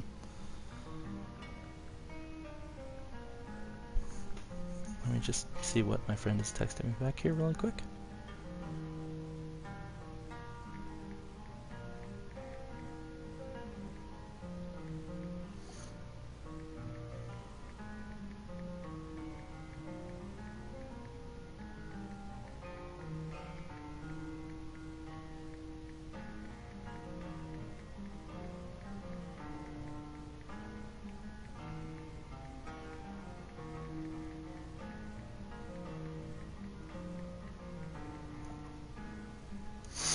Alright, so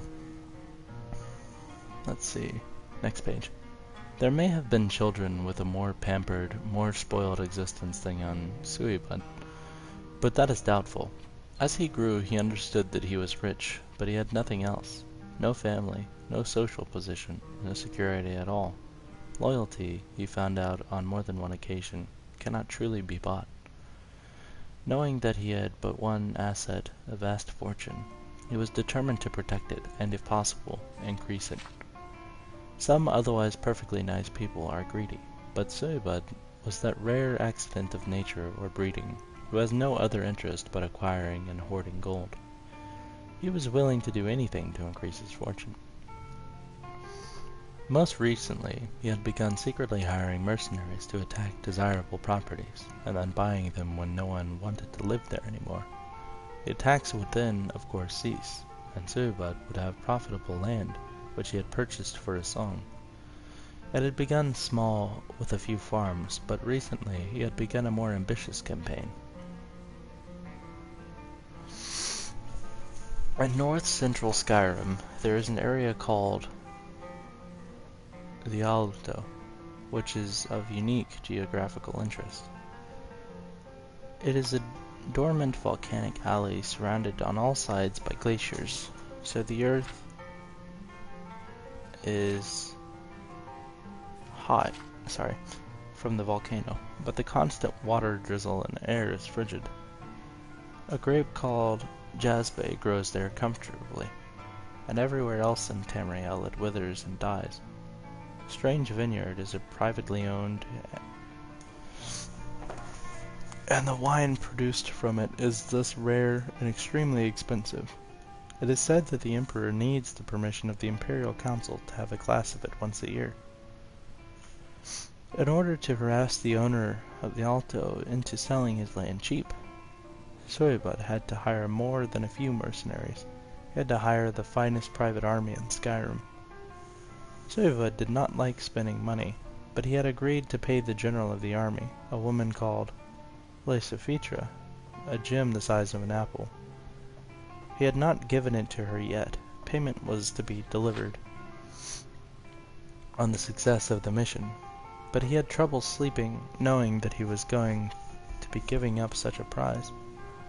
He always slept during the day, so he could watch his storehouse by night, when he knew thieves were about.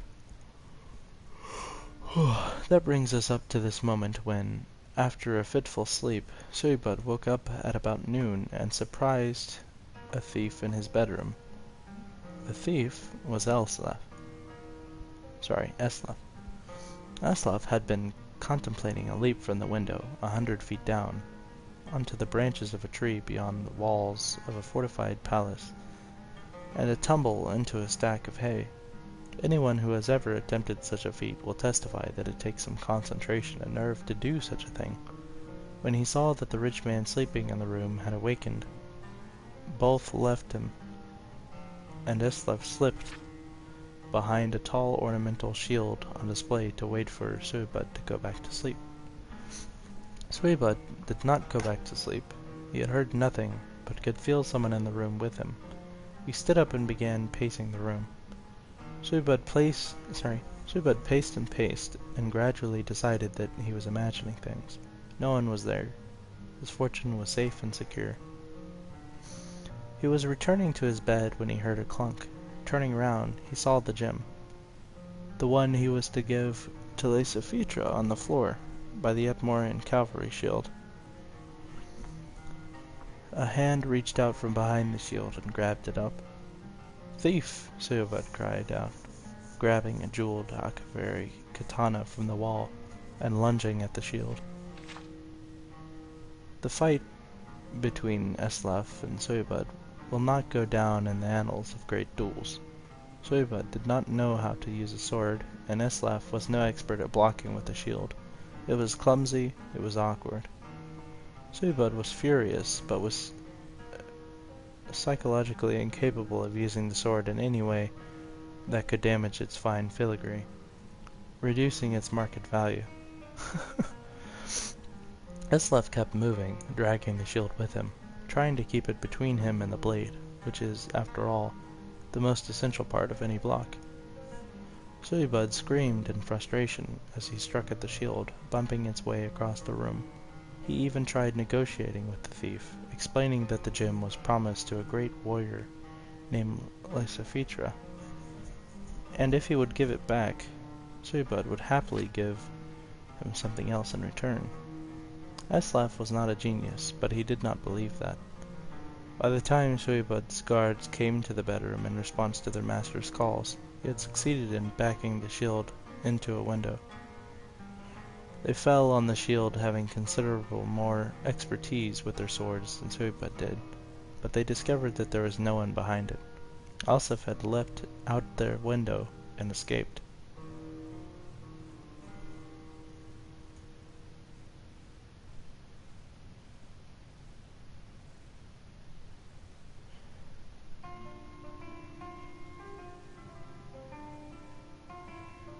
Wait.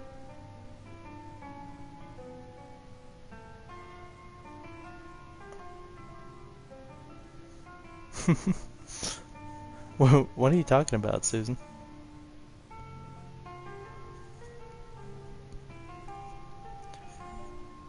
Let's see. What are you talking about with the bananas? That sounds like nonsense right there.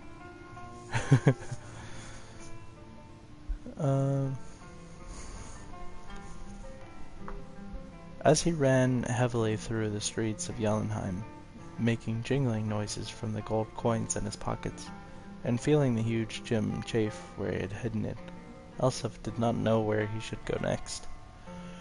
He knew only that he could never go back to that town, and he must avoid this warrior named Lysafitra, who had claims on the jewel.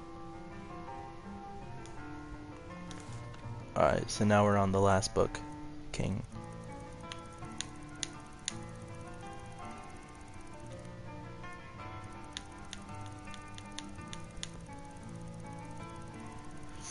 I feel like you're just messing with me here. Like, there's no way that just, like, changes your mood.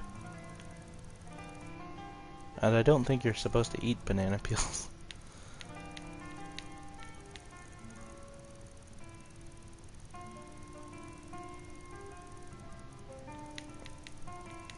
I don't think they're healthy to eat.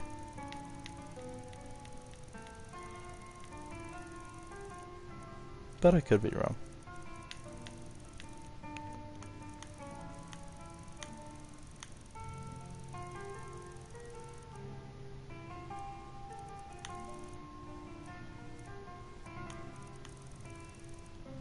There we go. Alright, so here's the last book in the series.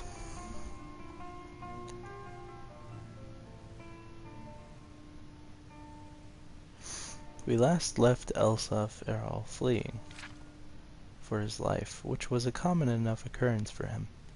He had stolen a lot of gold, and one particularly large gem, from a rich man in Jellenheim named Soybud. The thief fled north, spending the gold wildly, as thieves generally do, for all sorts of illicit pleasures, which would no doubt disturb the gentleman or lady reading this, so I will not go into detail. The one thing he held on to was the gem. He didn't keep it because of any particular attachment, but because he did not know anyone rich enough to buy it from him. And so he found himself in the ironic situation of being penniless and having in his possession a gem worth millions. "Will you give me a room, some bread, and a flagon of beer in exchange for this?" he asked the tavern's keep in a little village of Cravenswold. which was so far north it was half situated under the Sea of Ghosts. The tavern's keep looked at it suspiciously. "It's just a crystal," Eslef said quickly. "But isn't it pretty?" Nikki, I would love a slice of pizza. Thank you. We're on the last book, by the way, in case you missed it. We're starting King. Basically, in the last one, Eslef confronted his brother on accident because he got caught, and then snuck out the window behind a shield when the guards were coming in. But now he has the big jewel that's like the size of an apple that Suibud was going to sell to Lisa Fitra as part of this scam thing he had going on, because she was a great warrior. But the funny thing is, none of them know that they're related. So now he's trying to figure out what to do with the gem because no one can afford to buy it from him. So he's broke despite having something worth millions. So it's kind of cool. Alright. "Let me see that," said a young armor-clad woman at the end of the bar. Without waiting permission, she picked up the gem, studied it, and smiled not very sweetly at Eslef. "Would you join me at my table?" "I'm actually in a bit of a hurry," replied Eslef, holding out his hand for the stone. "Another time?" "Out of respect for my friend, the tavern keep here, my men and I leave our weapons behind when we come in here," the woman said casually, not handing the gem back, but picking up a broom that was sitting against the bar. "I can assure you, however, that I can use this quite effectively as a blunt instrument. Not a weapon, of course, but an instrument to stun, medicinally crush a bone or two, and then, once it is on the inside—" "Which table?" asked Eslef, quickly. The young woman led him to a large table in the back of the tavern, where 10 of the biggest Nord brutes Eslef had ever seen were sitting. They looked at him with polite disinterest, as if he were a strange insect, worth briefly studying before crushing.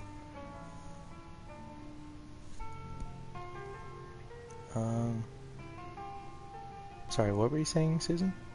You're saying, what do they call it on air if you're not in the air? Should be called on the ground. I don't know what you're talking about over there. Alright. "My name is Lisa Fitra," she said, and Eslef blinked. That was the name Suibud had uttered before Eslef had made his escape. "And these are my lieutenants. I am the commander of a very large independent army of noble knights, the very best in Skyrim. Most recently, we were given a job to attack a vineyard and the Alto to force its owner, a man named Lerno, to sell to our employer, a man named Suibud. Our payment was to be a gem of surpassing size and quality, quite famous and unmistakable. We did as we were asked, and when we went to Suibud to collect our fee, he told us he was unable to pay due to a recent burglary. In the end, though, he saw things our way, and paid us an amount of gold almost equal to the worth of the prized jewel. It did not empty out his treasury entirely, but it meant he was unable to buy the land in Naruto, after all. So we were not paid enough.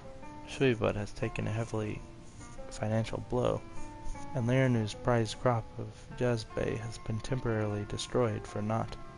Lisa Fitra took a long, slow drink of her mead before continuing. "Now, I wonder, could you tell me, how came you in the possession of the gem we were promised?" Eslef did not answer at once. Instead, he took a piece of bread from the plate of the savage bearded barbarian on his left and ate it. "I'm sorry," he said, his mouth full. "May I?" "Of course.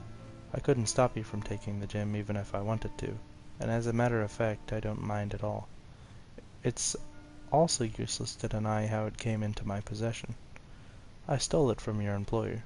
I certainly didn't mean you or your noble knights any harm by it, but I can understand why the word of a thief is not suitable for one such as yourself."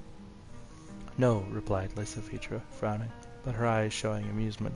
"Not suitable at all.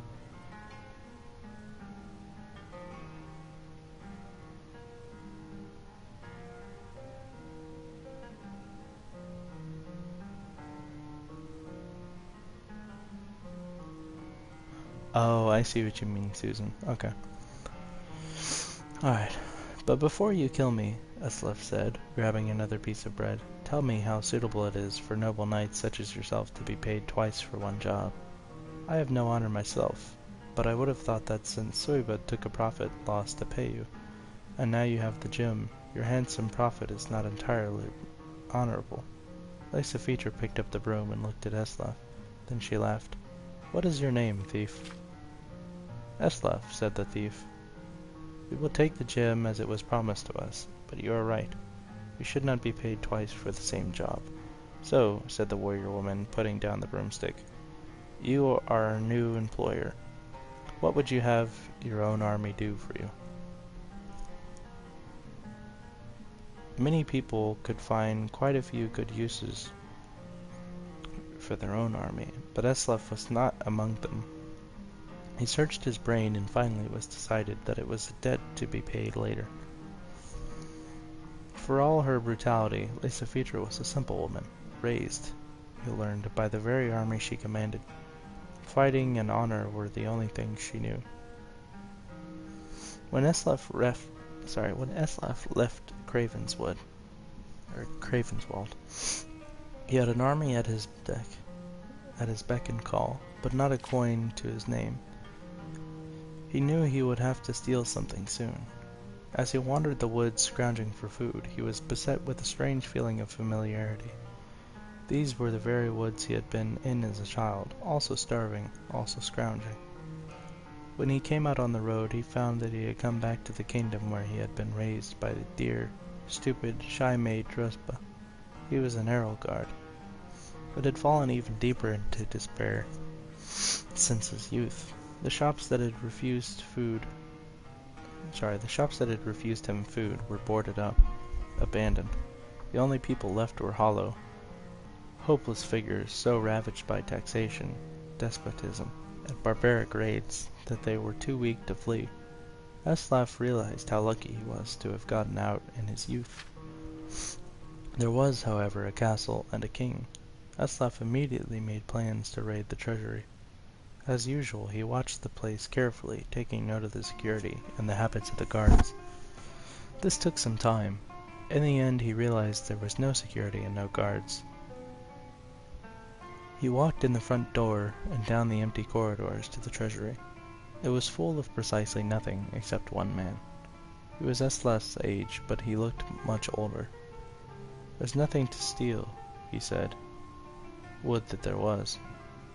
King Yop, though, prematurely aged, had the same white blonde hair and blue eyes, like broken glass, that Eslef had.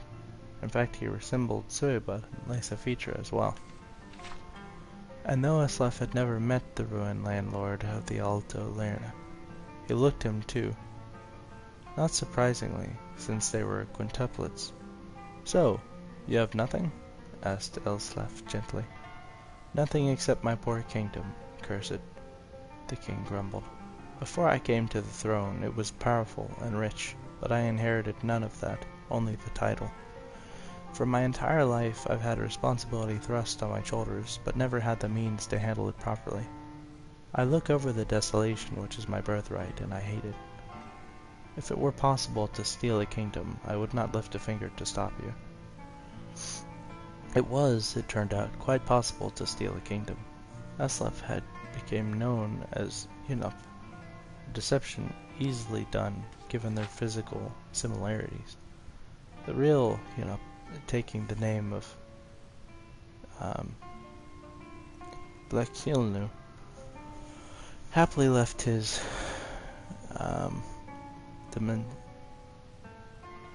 Damasna, I guess. I don't know that word, I'm sorry.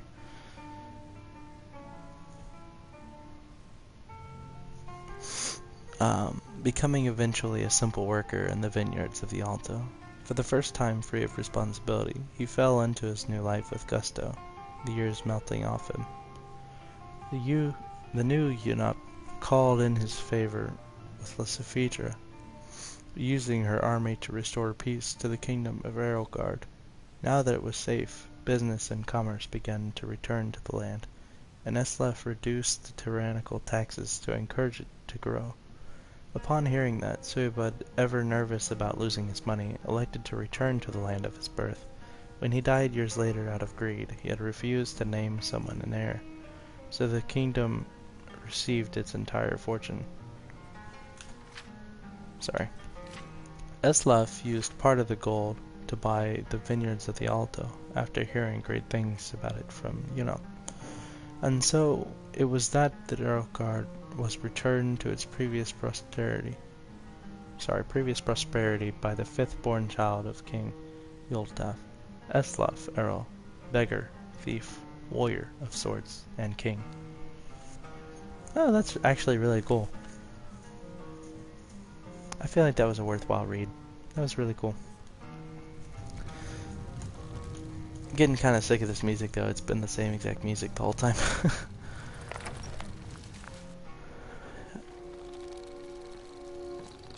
You look like a traveler.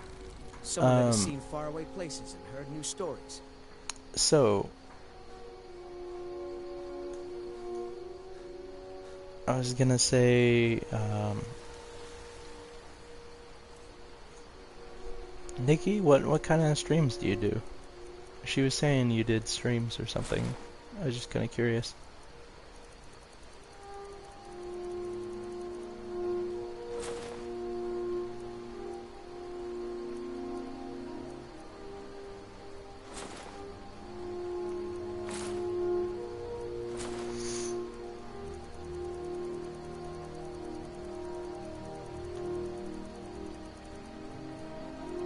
Let's see.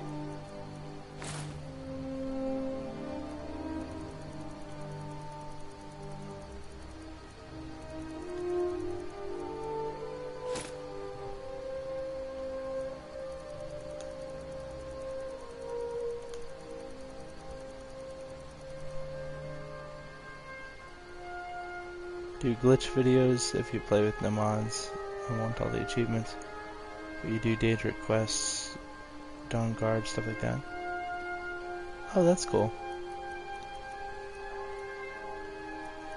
I do a weird sort of streaming where I just kind of stream whatever the heck I want. You know what I mean? Like sometimes I'll name it what it is, and sometimes I'll name it complete nonsense. It really just depends.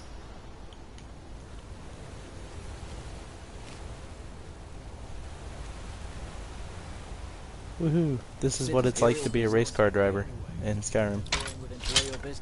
Be gone. Oh, quit. Let him go. Imperial business. Be on your way. If you know any true sons and... Sure, I'll give him something cool. Here you go. Take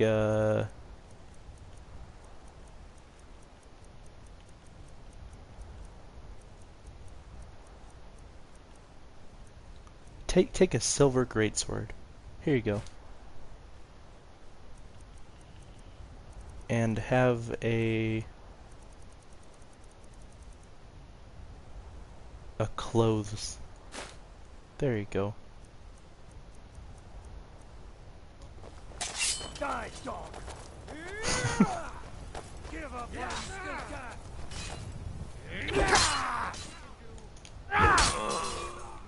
hit.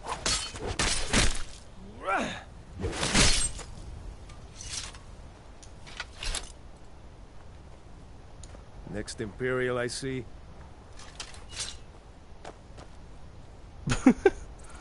He didn't even finish his sentence.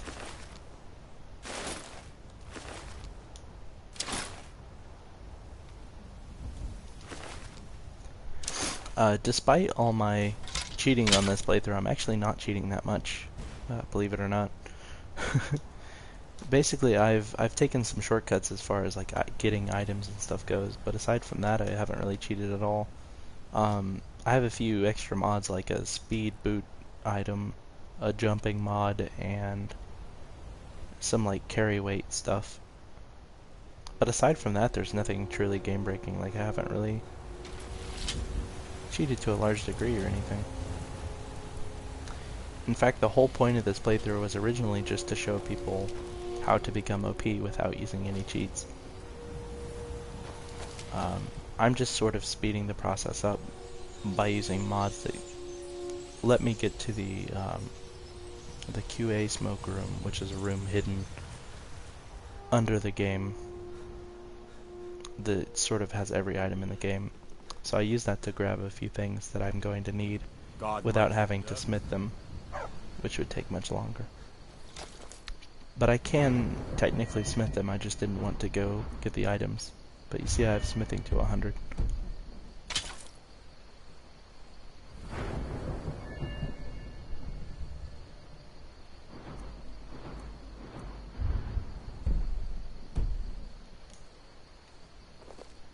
Kind of interesting. Woohoo! Super fast. Let's find somewhere that has really nice music. Or we'll go by the water. Here we go. Can you read a book underwater? That is a good question.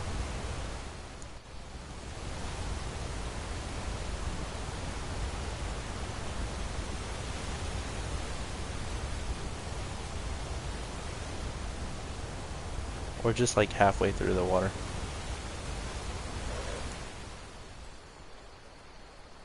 There we go.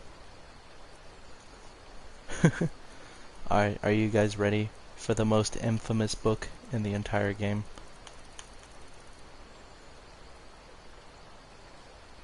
Wait, what the heck is this?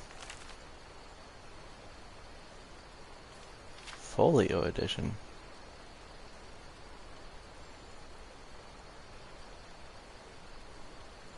Oh, snap.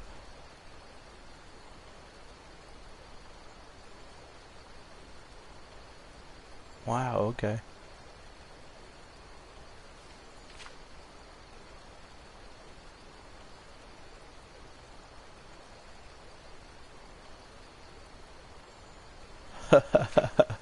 Okay, we're gonna have to read this one next. Where is the regular version of the book?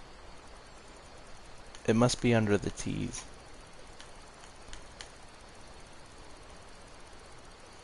No, it's fine, Nikki. We're gonna read the most famous book in the game, The Lusty Argonian Maid.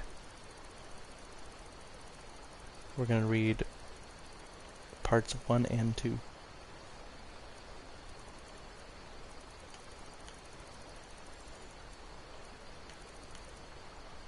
So hopefully you're not like 5 years old or something. I'm kidding, I know you're not. But anyway. So, there we go.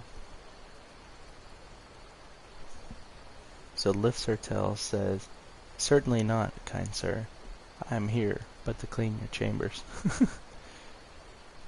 Grantius Colta.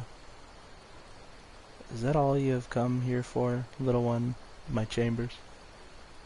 I have no idea what it is you imply, master. I am but a poor Argonian maid. So you are, my dumpling, and a good one at that. Such strong legs and shapely tail. Oh, you embarrass me, sir. Fear not, you are safe here with me. I must finish my cleaning, sir. The mistress will have my head if I do not. Cleaning, eh? I have something for you. Here, polish my spear. But it is huge. It could take me all night. Plenty of time, my sweet. Plenty of time.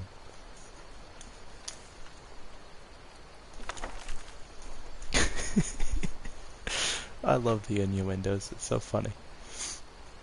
My goodness. That's quite a loaf. But however shall it fit in my oven?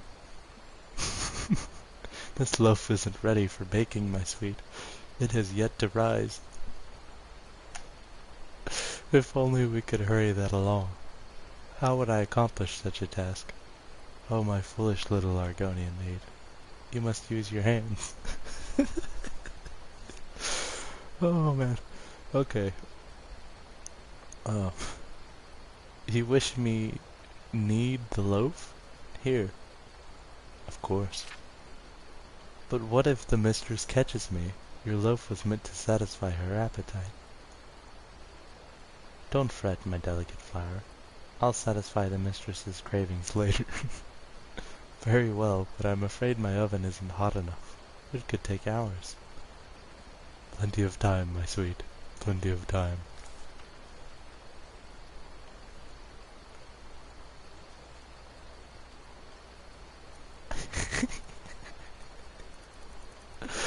Oh man, I wish there was more to that.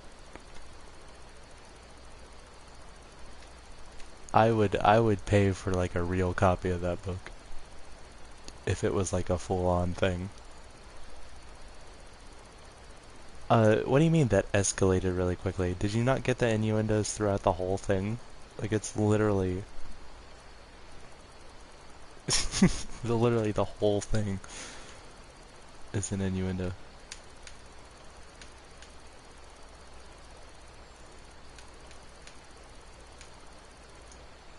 Let's read the alternate version.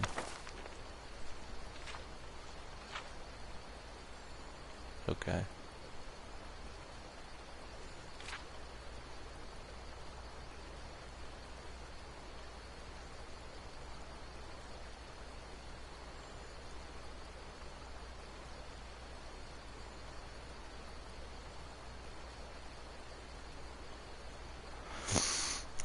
Oh, I see what you mean.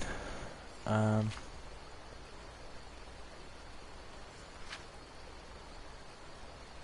oh, okay, so this version actually has like both volumes here.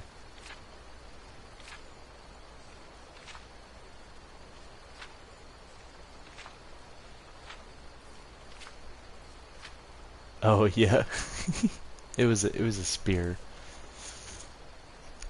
to imply length, obviously. Oh gosh. Well, following that note, we might as well read the love poem.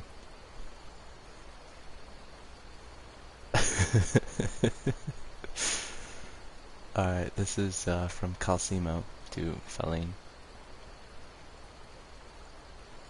Oh gosh. My lover's heart is numbing stone that hides an ice beneath our sight. So some decry, it is not there, while others whisper, yet it might. Though stone is born from fevered ash, once formed it yields no whiff of heat. So too her heart betrays no love, or comforts those embracing it. As mountains grow and yearn for sky, then climbers conquering ascend. With chisel, rope, with axe and pick, they force the rock to yield to them. One peak stands proud amidst the range, invincible and scaled by none. Those men who try to wash down her slopes, their eye-born streams obliquely run. For brash assault could never pierce those guarded depths that lay apart, but patient water gently shapes a furtive channel to the heart. My love is delving water, ice that cracks with cycles of the sun. A lapping, yearning, whispered plea will mark the time till I rush in.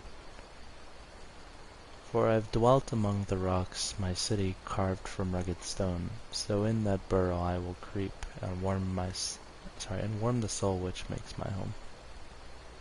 Aww.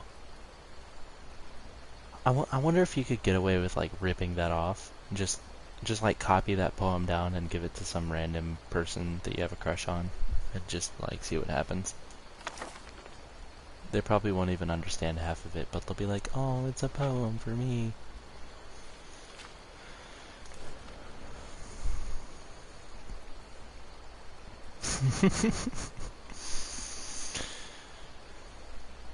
That'd be funny if you could trick somebody into believing that you wrote that for them.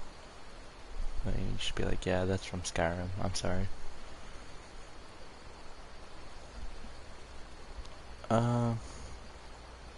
I don't know why the comments are so slow. I'm sorry about that.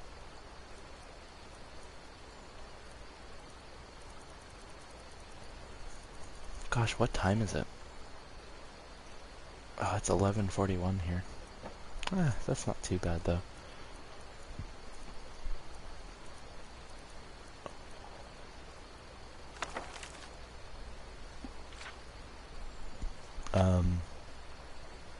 Oh gosh. Should I try to read this one even though it's not I'm gonna try to read this one even though it's not in English. Ingusta, Kvata, Kvakers. Okay, here we go. An obscure text in the language of the slow. Reportedly written by the second era Western necromancer, Engasta. Engasta, Kvada, Kvakis. Axta so Navax Cetro. Wait. Gosh dang it. Wait. Humil, so Renata. Good lord. Recevas Xin Pajintaj. Memra Cash Ali individual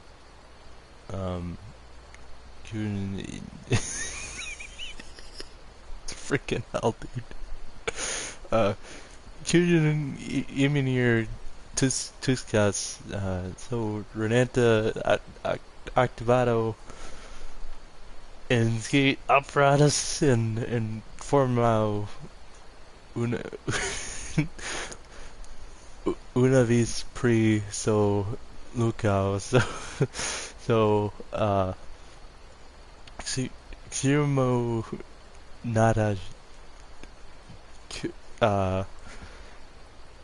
Kunvana said nature and Quakes pre alliage are two sage activical so societo ne malate en extas crom diverse aspecta materialo educa o extra. Okay, we're getting somewhere now. So in terra quado red lettera kaj vergebia axtas unus crap unuf sonke, there we go. Alternative kind sau por for distribui. So so in Havan, so prepare kvak. No wait, I gotta put emphasis. Kvak. Said said Olive Sunk, so in Hava, so the first such Virg how and talks people ne povas ka es nevustiam axi sin presente somana. Oh no wait, so semana. In Malvaste circumstanta paper folio, what the heck? Example ipsos publici illustration Rouge pro copyright taj kyoso new access is such and so intero. Oh wait, no, in Toretto. I love Sungate, so Messelstad. Costa Reta distribuo Farigas, so Spasagen. Limiguan, Cash Permixess. Play Apple in heaven. Por Naparole pre Xishora Archicalura. Tia circumstantial Rajpagita Gulxos Inso Aspecto So Spiroa Ria Justitere Servos Inxiox Real Xeneraso Retegio So Renatao. So, you know, now you know. Now you have the knowledge of the Western Necromancer in Gasta. It's definitely an informative book.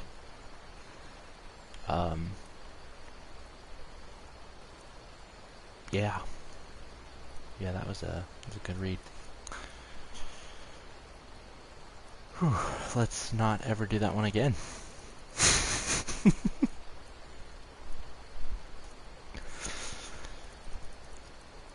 I'm glad that wasn't like a 50-pager, because I would have done the whole thing.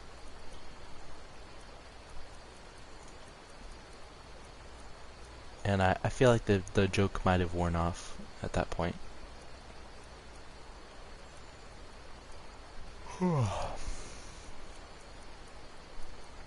Let's see.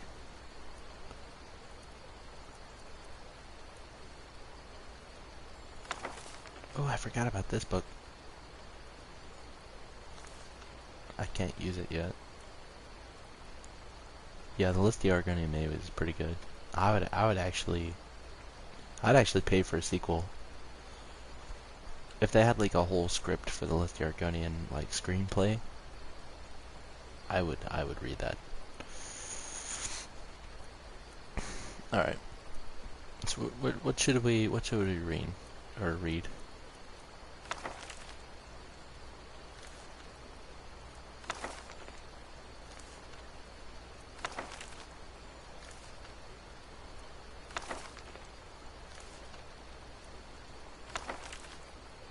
Ooh. Let's read this. Let's read On Oblivion. Nikki, are you still here? I haven't heard from you in a while. And thank you for joining the channel, XXX. I don't know if you named your channel that in reference to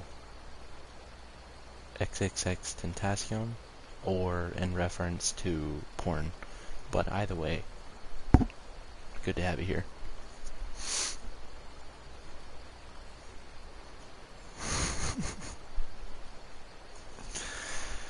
Sorry, I always forget that I have to like kinda keep it PG on my channel. The thing though is that I'm an adult and I just talk about things like I normally would. So, pardon me if I say something.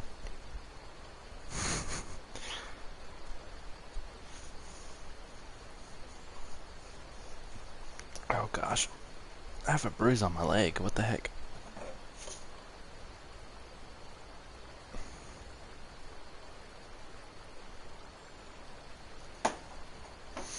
Let's read in a different location.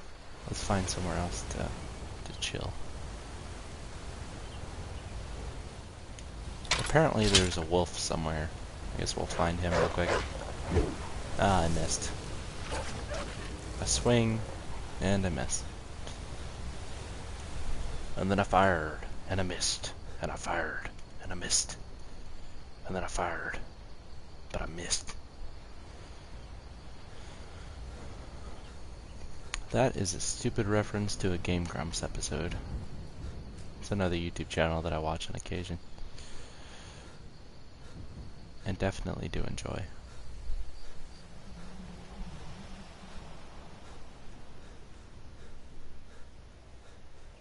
But thank you, Susan, for calling this quality content. Though I don't know if I'd agree with that sentiment. You can't attack me if I'm above you, can you? You can't do it.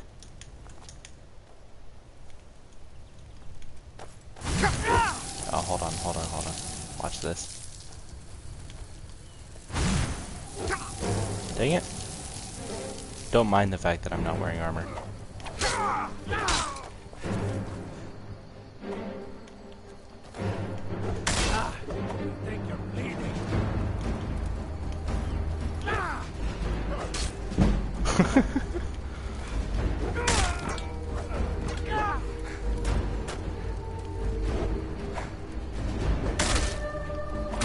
This is clearly the quality content that you subscribe for.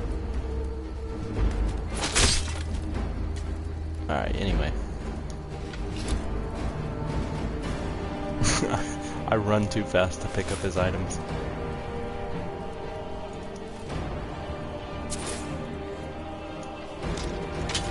Yeah, I'm glad you think so. That was a pretty good book. Oh gosh. Oh gosh. Oh gosh.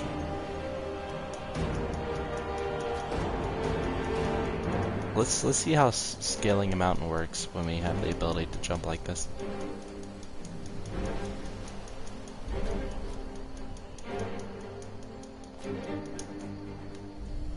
Okay. That's not too hard. I wonder if we can like fall through the map right here. That'd be an interesting, terrible idea.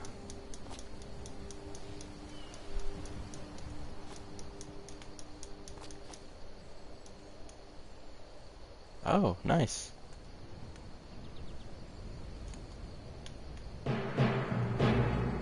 That's a cool view. Alright, you guys ready for another book? Just say the word and I'll start reading.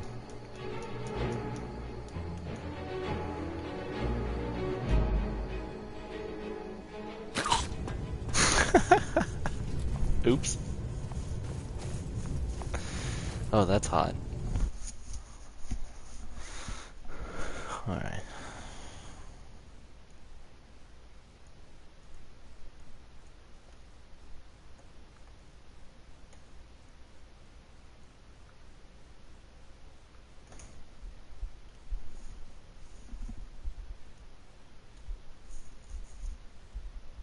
Yeah, that is a pretty good way to play Skyrim, isn't it?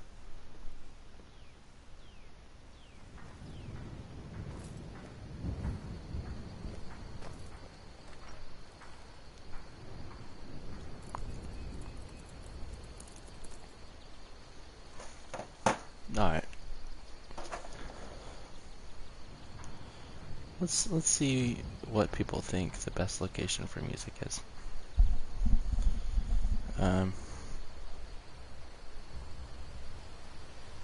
Let's see. Best best ambient music in Skyrim.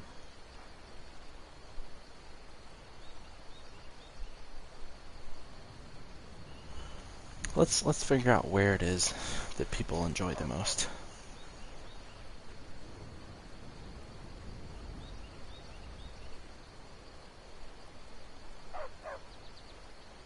Hey, no fair! Get her, Stump!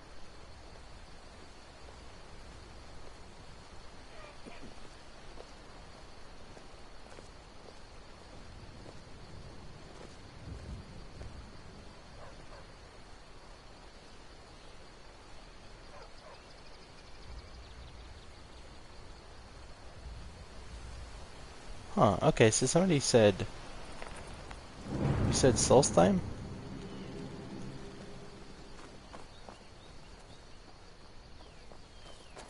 Let's see.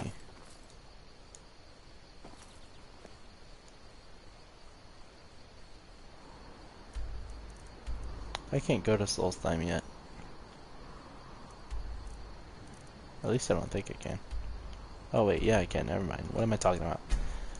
Sorry, I got Solstheim mixed up with something else. I think I was mixing it up with like... I don't even remember the name.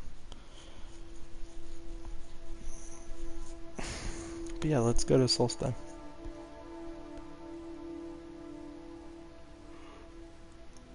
If you're looking for passage, talk to Captain Galland. Solstheim is my favorite place in the entire Talk to game. Captain Galland if you're looking for passage. I would play a whole game just based around Solstheim. I really want to buy Morrowind. Modin Veleth, Captain Yeah, of that's the fine, Red Nikki. Guard at your service. You guys can answer me, or sorry, I was gonna say you guys can ask me basically any question you want. actually swore off of lying, so I will tell you the truth, like, pretty much no matter what it is. If it's something I don't feel comfortable with, I'll just tell you. And I'll just say that I'd rather not answer, but yeah, I have no problem with that. I'm,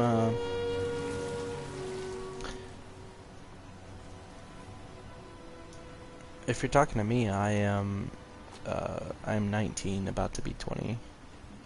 I turned 20 on Halloween, which is my birthday.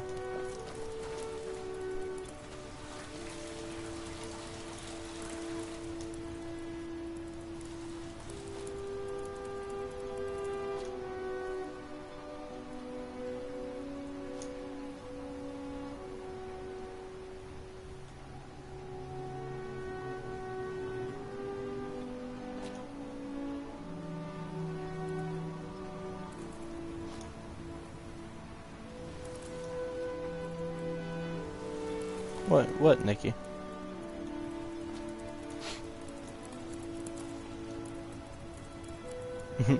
Why are you saying, oh my god?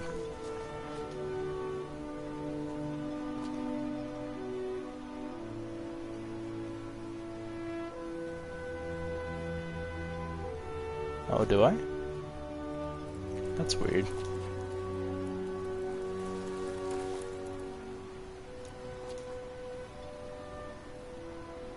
I never really thought so.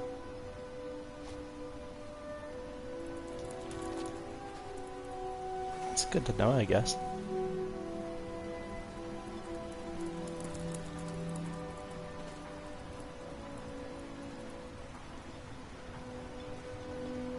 Head over to the retching edge if the ash has your throat parched.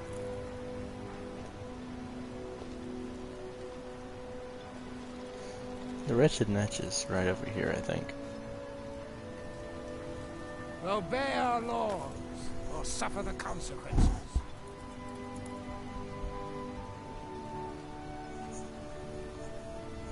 I like that music quite a bit, though. Oh, thanks, man. I appreciate that. I was gonna say, I don't think I quite sound that old, you know? I mean, not that 30's old, that's pretty young, but you know what I mean.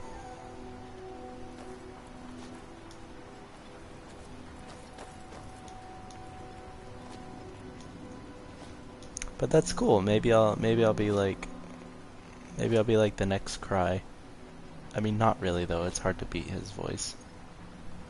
Honestly, I used to listen to the Cry read stuff like before I went to bed. I could do a series like that for you guys where I can read creepypastas and stuff. That would be cool. I don't want to completely rip them off, so I'll do like my own little different type of series, but it would be cool. Hope we don't run into too many ash.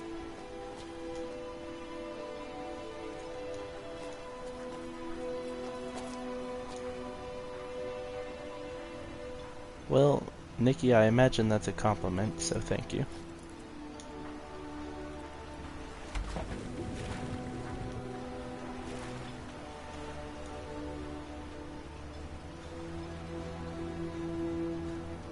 Let's see.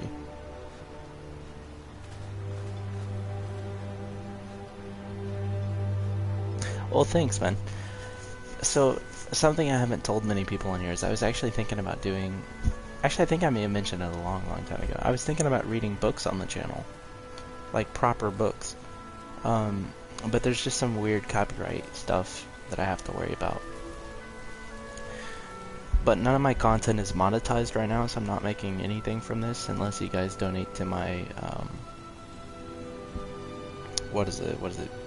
It's not Patreon, is it? Yeah, it is Patreon. I do have a Patreon. That's what it is.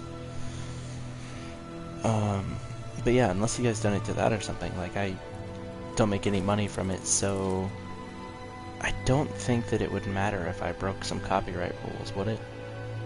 Because I technically wouldn't be making any money off of it. I don't know. I don't know how that works. But anyway, if the book does not predate copyright law, it still falls under those rules. And so if I try to read something like that,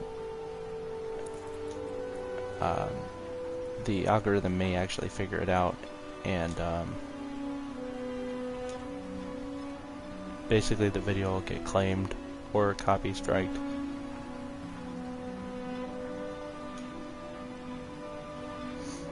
So I'm just worried, like I don't want to get my channel taken down or anything. So maybe I'll try it, but I'll have to be really careful about the way that I do it.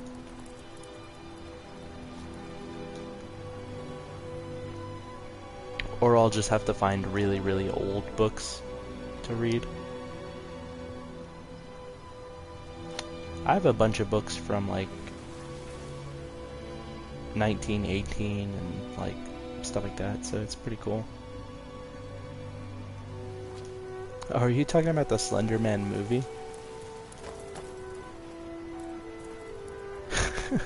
I still think it's silly that they're even making that. I'll probably see it though at some point, just for the sake of it. I remember playing Slender Man back when that was a thing. Back when it was still popular.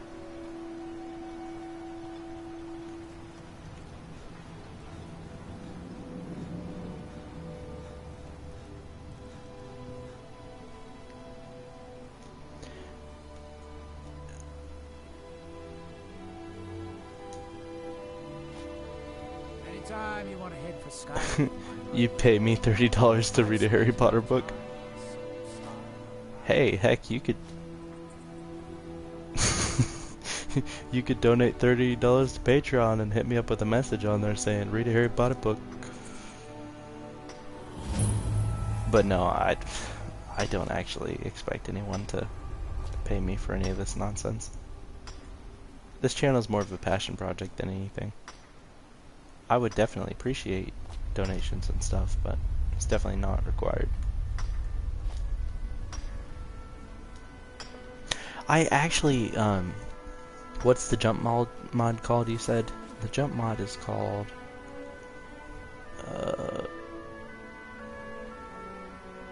let's see. I think it's just called jump mod, or something like that, something simple.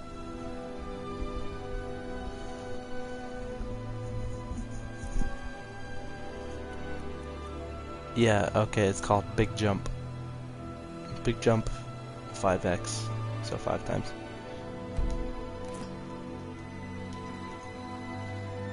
It's kind of fun. It's like being on the moon or something.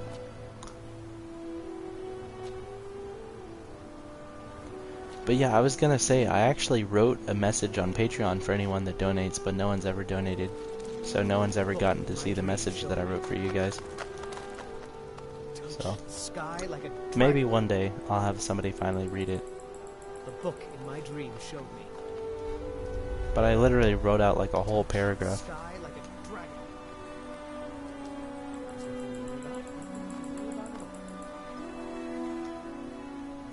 Just as like a thank you.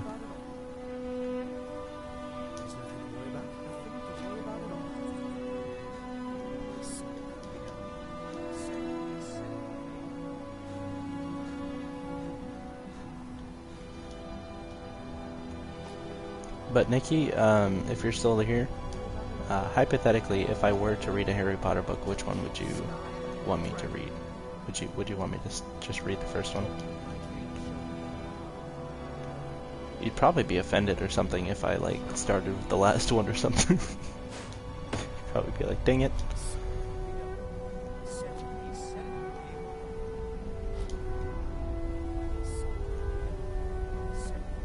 I'm interested in a lot of really obscure books. Like there's one that I'd like to read on the channel called Captain Dreyfus, which is, I guess, about like a mutiny, I think, or something like that.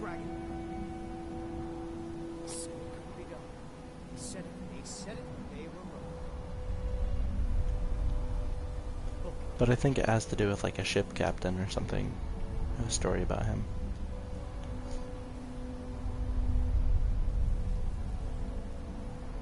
No, I'm not getting bored at all. Actually, I'm just having fun talking to you guys for a minute.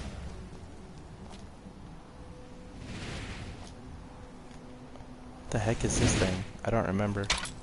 Oh, it's an ash storm. It's been forever.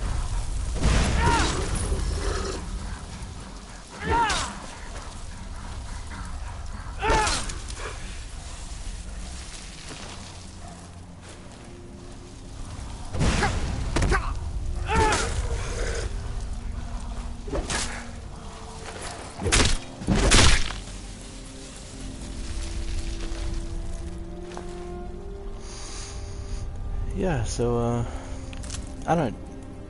Actually, since we're just chilling, do you guys have any more questions for me? Just anything you're curious about? We could do a little Q&A or something, just if you want to. Or, read a book. Do you realize how late it is here? Are you talking about a Skyrim book, or are you talking about, like, a normal book? I was gonna say, I don't know if I can get through a whole normal book right now. Unless I just stayed up all night and streamed. Which I could do. I may be a little tired at work tomorrow if I do that, but I could do it.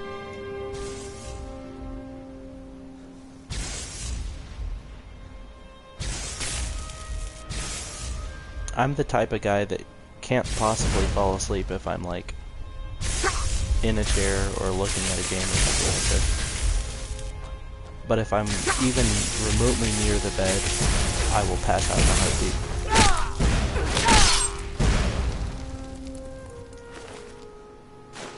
I'm pretty terrible at all-nighters.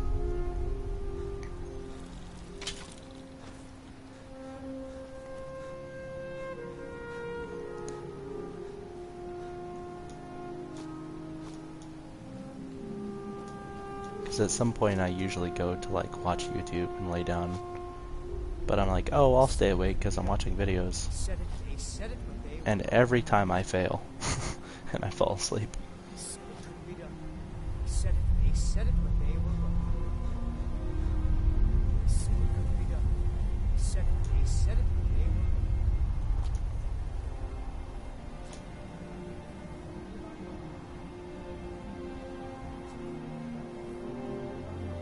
Oh, well, I don't have to sleep yet. Like, I can stay up a few more hours or so, but I'm just saying, like, I don't think I'd be able to finish a whole book, because that'd probably take a long time. They said it, but they were wrong. You know what I would enjoy reading on the channel? They said it, but they were wrong. Touch the sky like a dragon. I'm flying. What?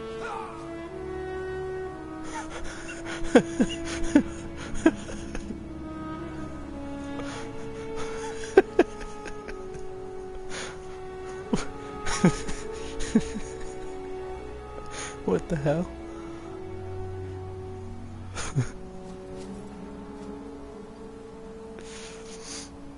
We will all remember the wizard who learned how to fly.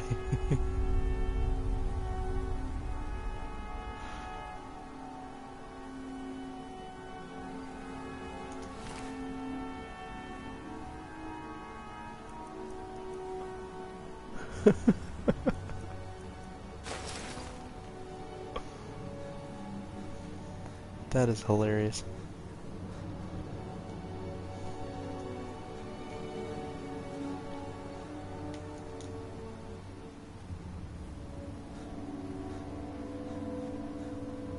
Oh, okay.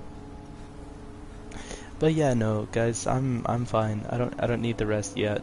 Here within the next hour or two, I'm probably gonna head to bed though. But we have a while together if you guys are still wanting to chill for a little while.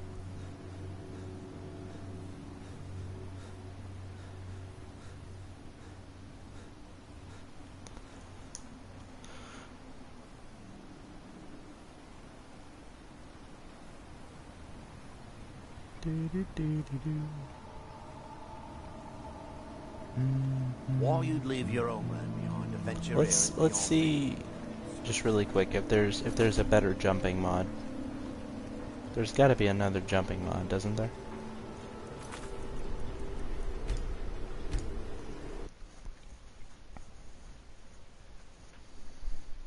I wonder if you can jump higher. Let's see. And then maybe we'll read some more books. That'd be fun. Because you guys seem to like that.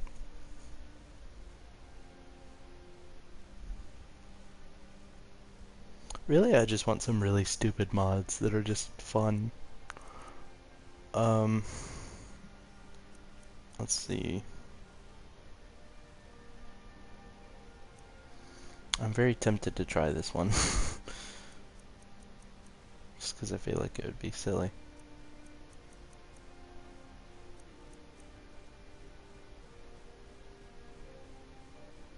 Oh, that's fine, Nikki. I'm glad to have you here. No worries, I'm going in between, you know. You can always just use headphones or something, so you have like me in one ear, and then you have the game in the other or whatever. I normally do that. I normally play with like one other thing.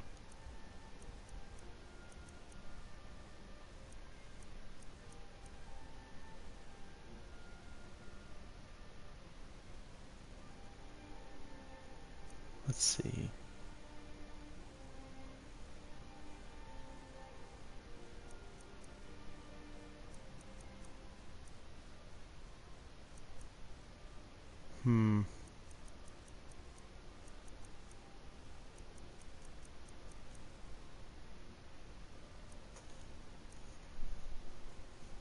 Nocturnal's closed. That would be kind of funny with a guy character.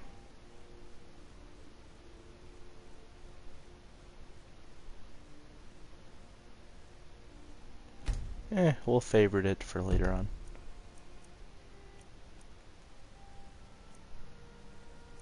Let's try another jumping mod. Let's see if there is one.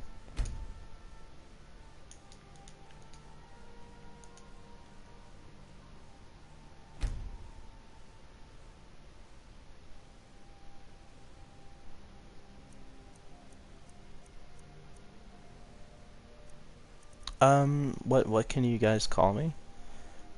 You can call me...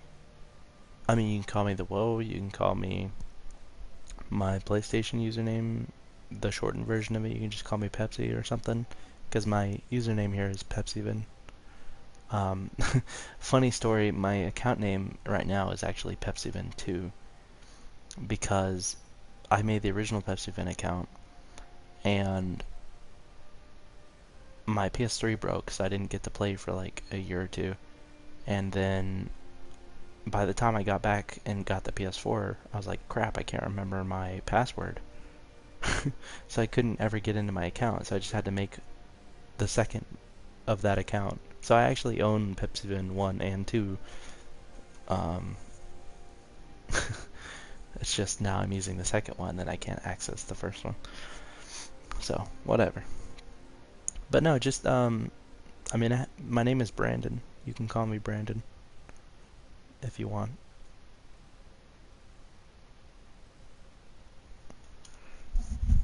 I'm perfectly cool with that.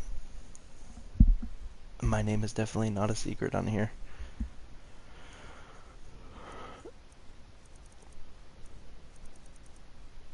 Just whatever you feel more comfortable with.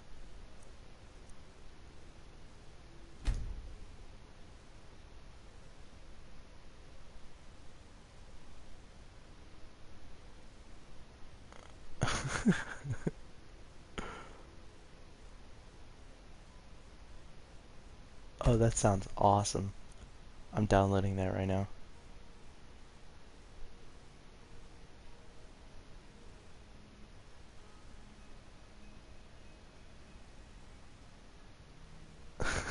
You're gonna call me Calmer? Okay. Is that like a calm elf? A calm blind elf? Kinda like Falmer?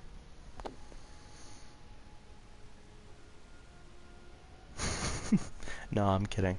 I know what you mean. So does it say where it starts?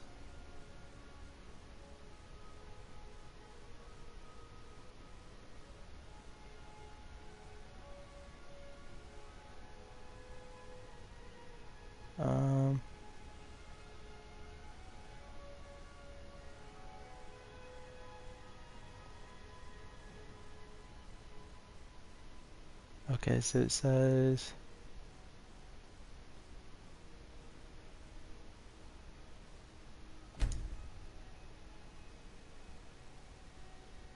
Heck yeah, I'm gonna use that for sure. The Raven of Raven Rock, what? Wow, nice.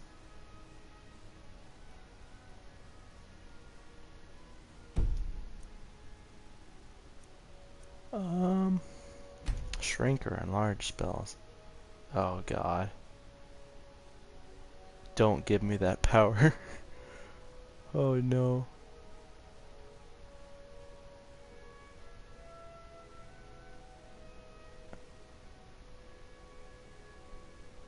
Oh no.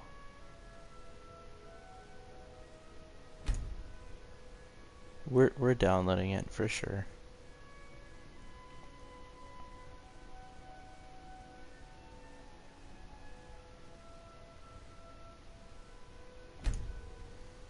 Oh yeah.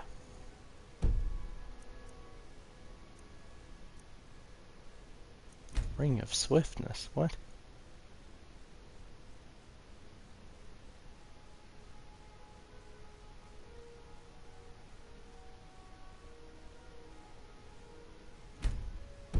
Oh dang.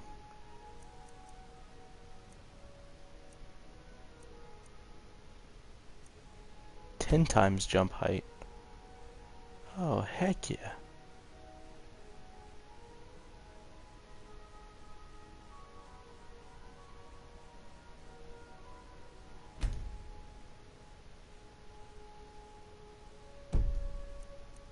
Oh yeah, I put that mod on.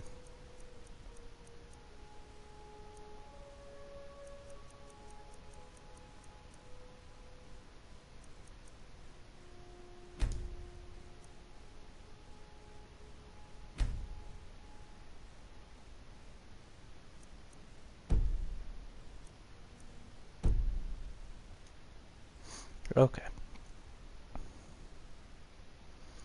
So maybe we should disable the other mod that has to do with jumping. Oh, I feel like the game is gonna go crazy when we get back into it. I think eventually we're probably just gonna make the game crash from all the stupid mods.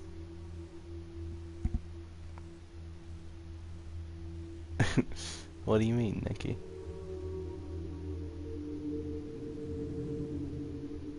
It can't be that good, come on.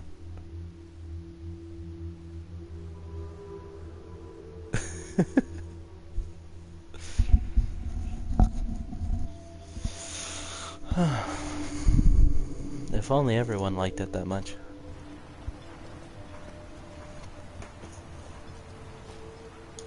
Holy cow!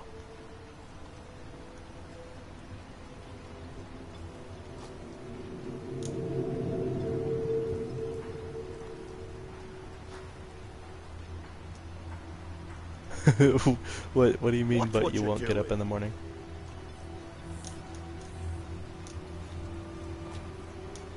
Woo! Oh, that's so cool.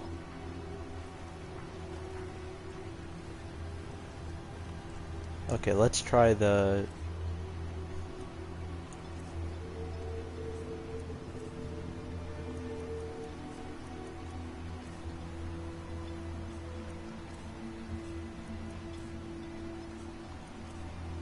So where do I get the other spell? I don't understand.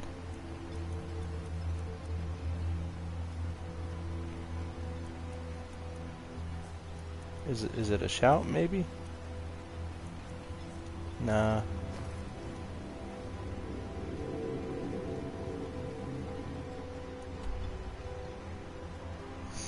Oh yeah, Nikki, if you're if you're gonna ask how old I am, I was gonna say how old are you?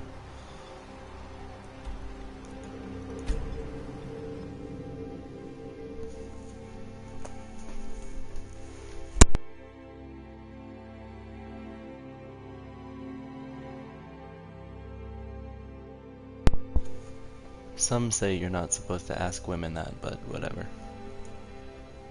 Oh, okay, that's cool. That's a good age.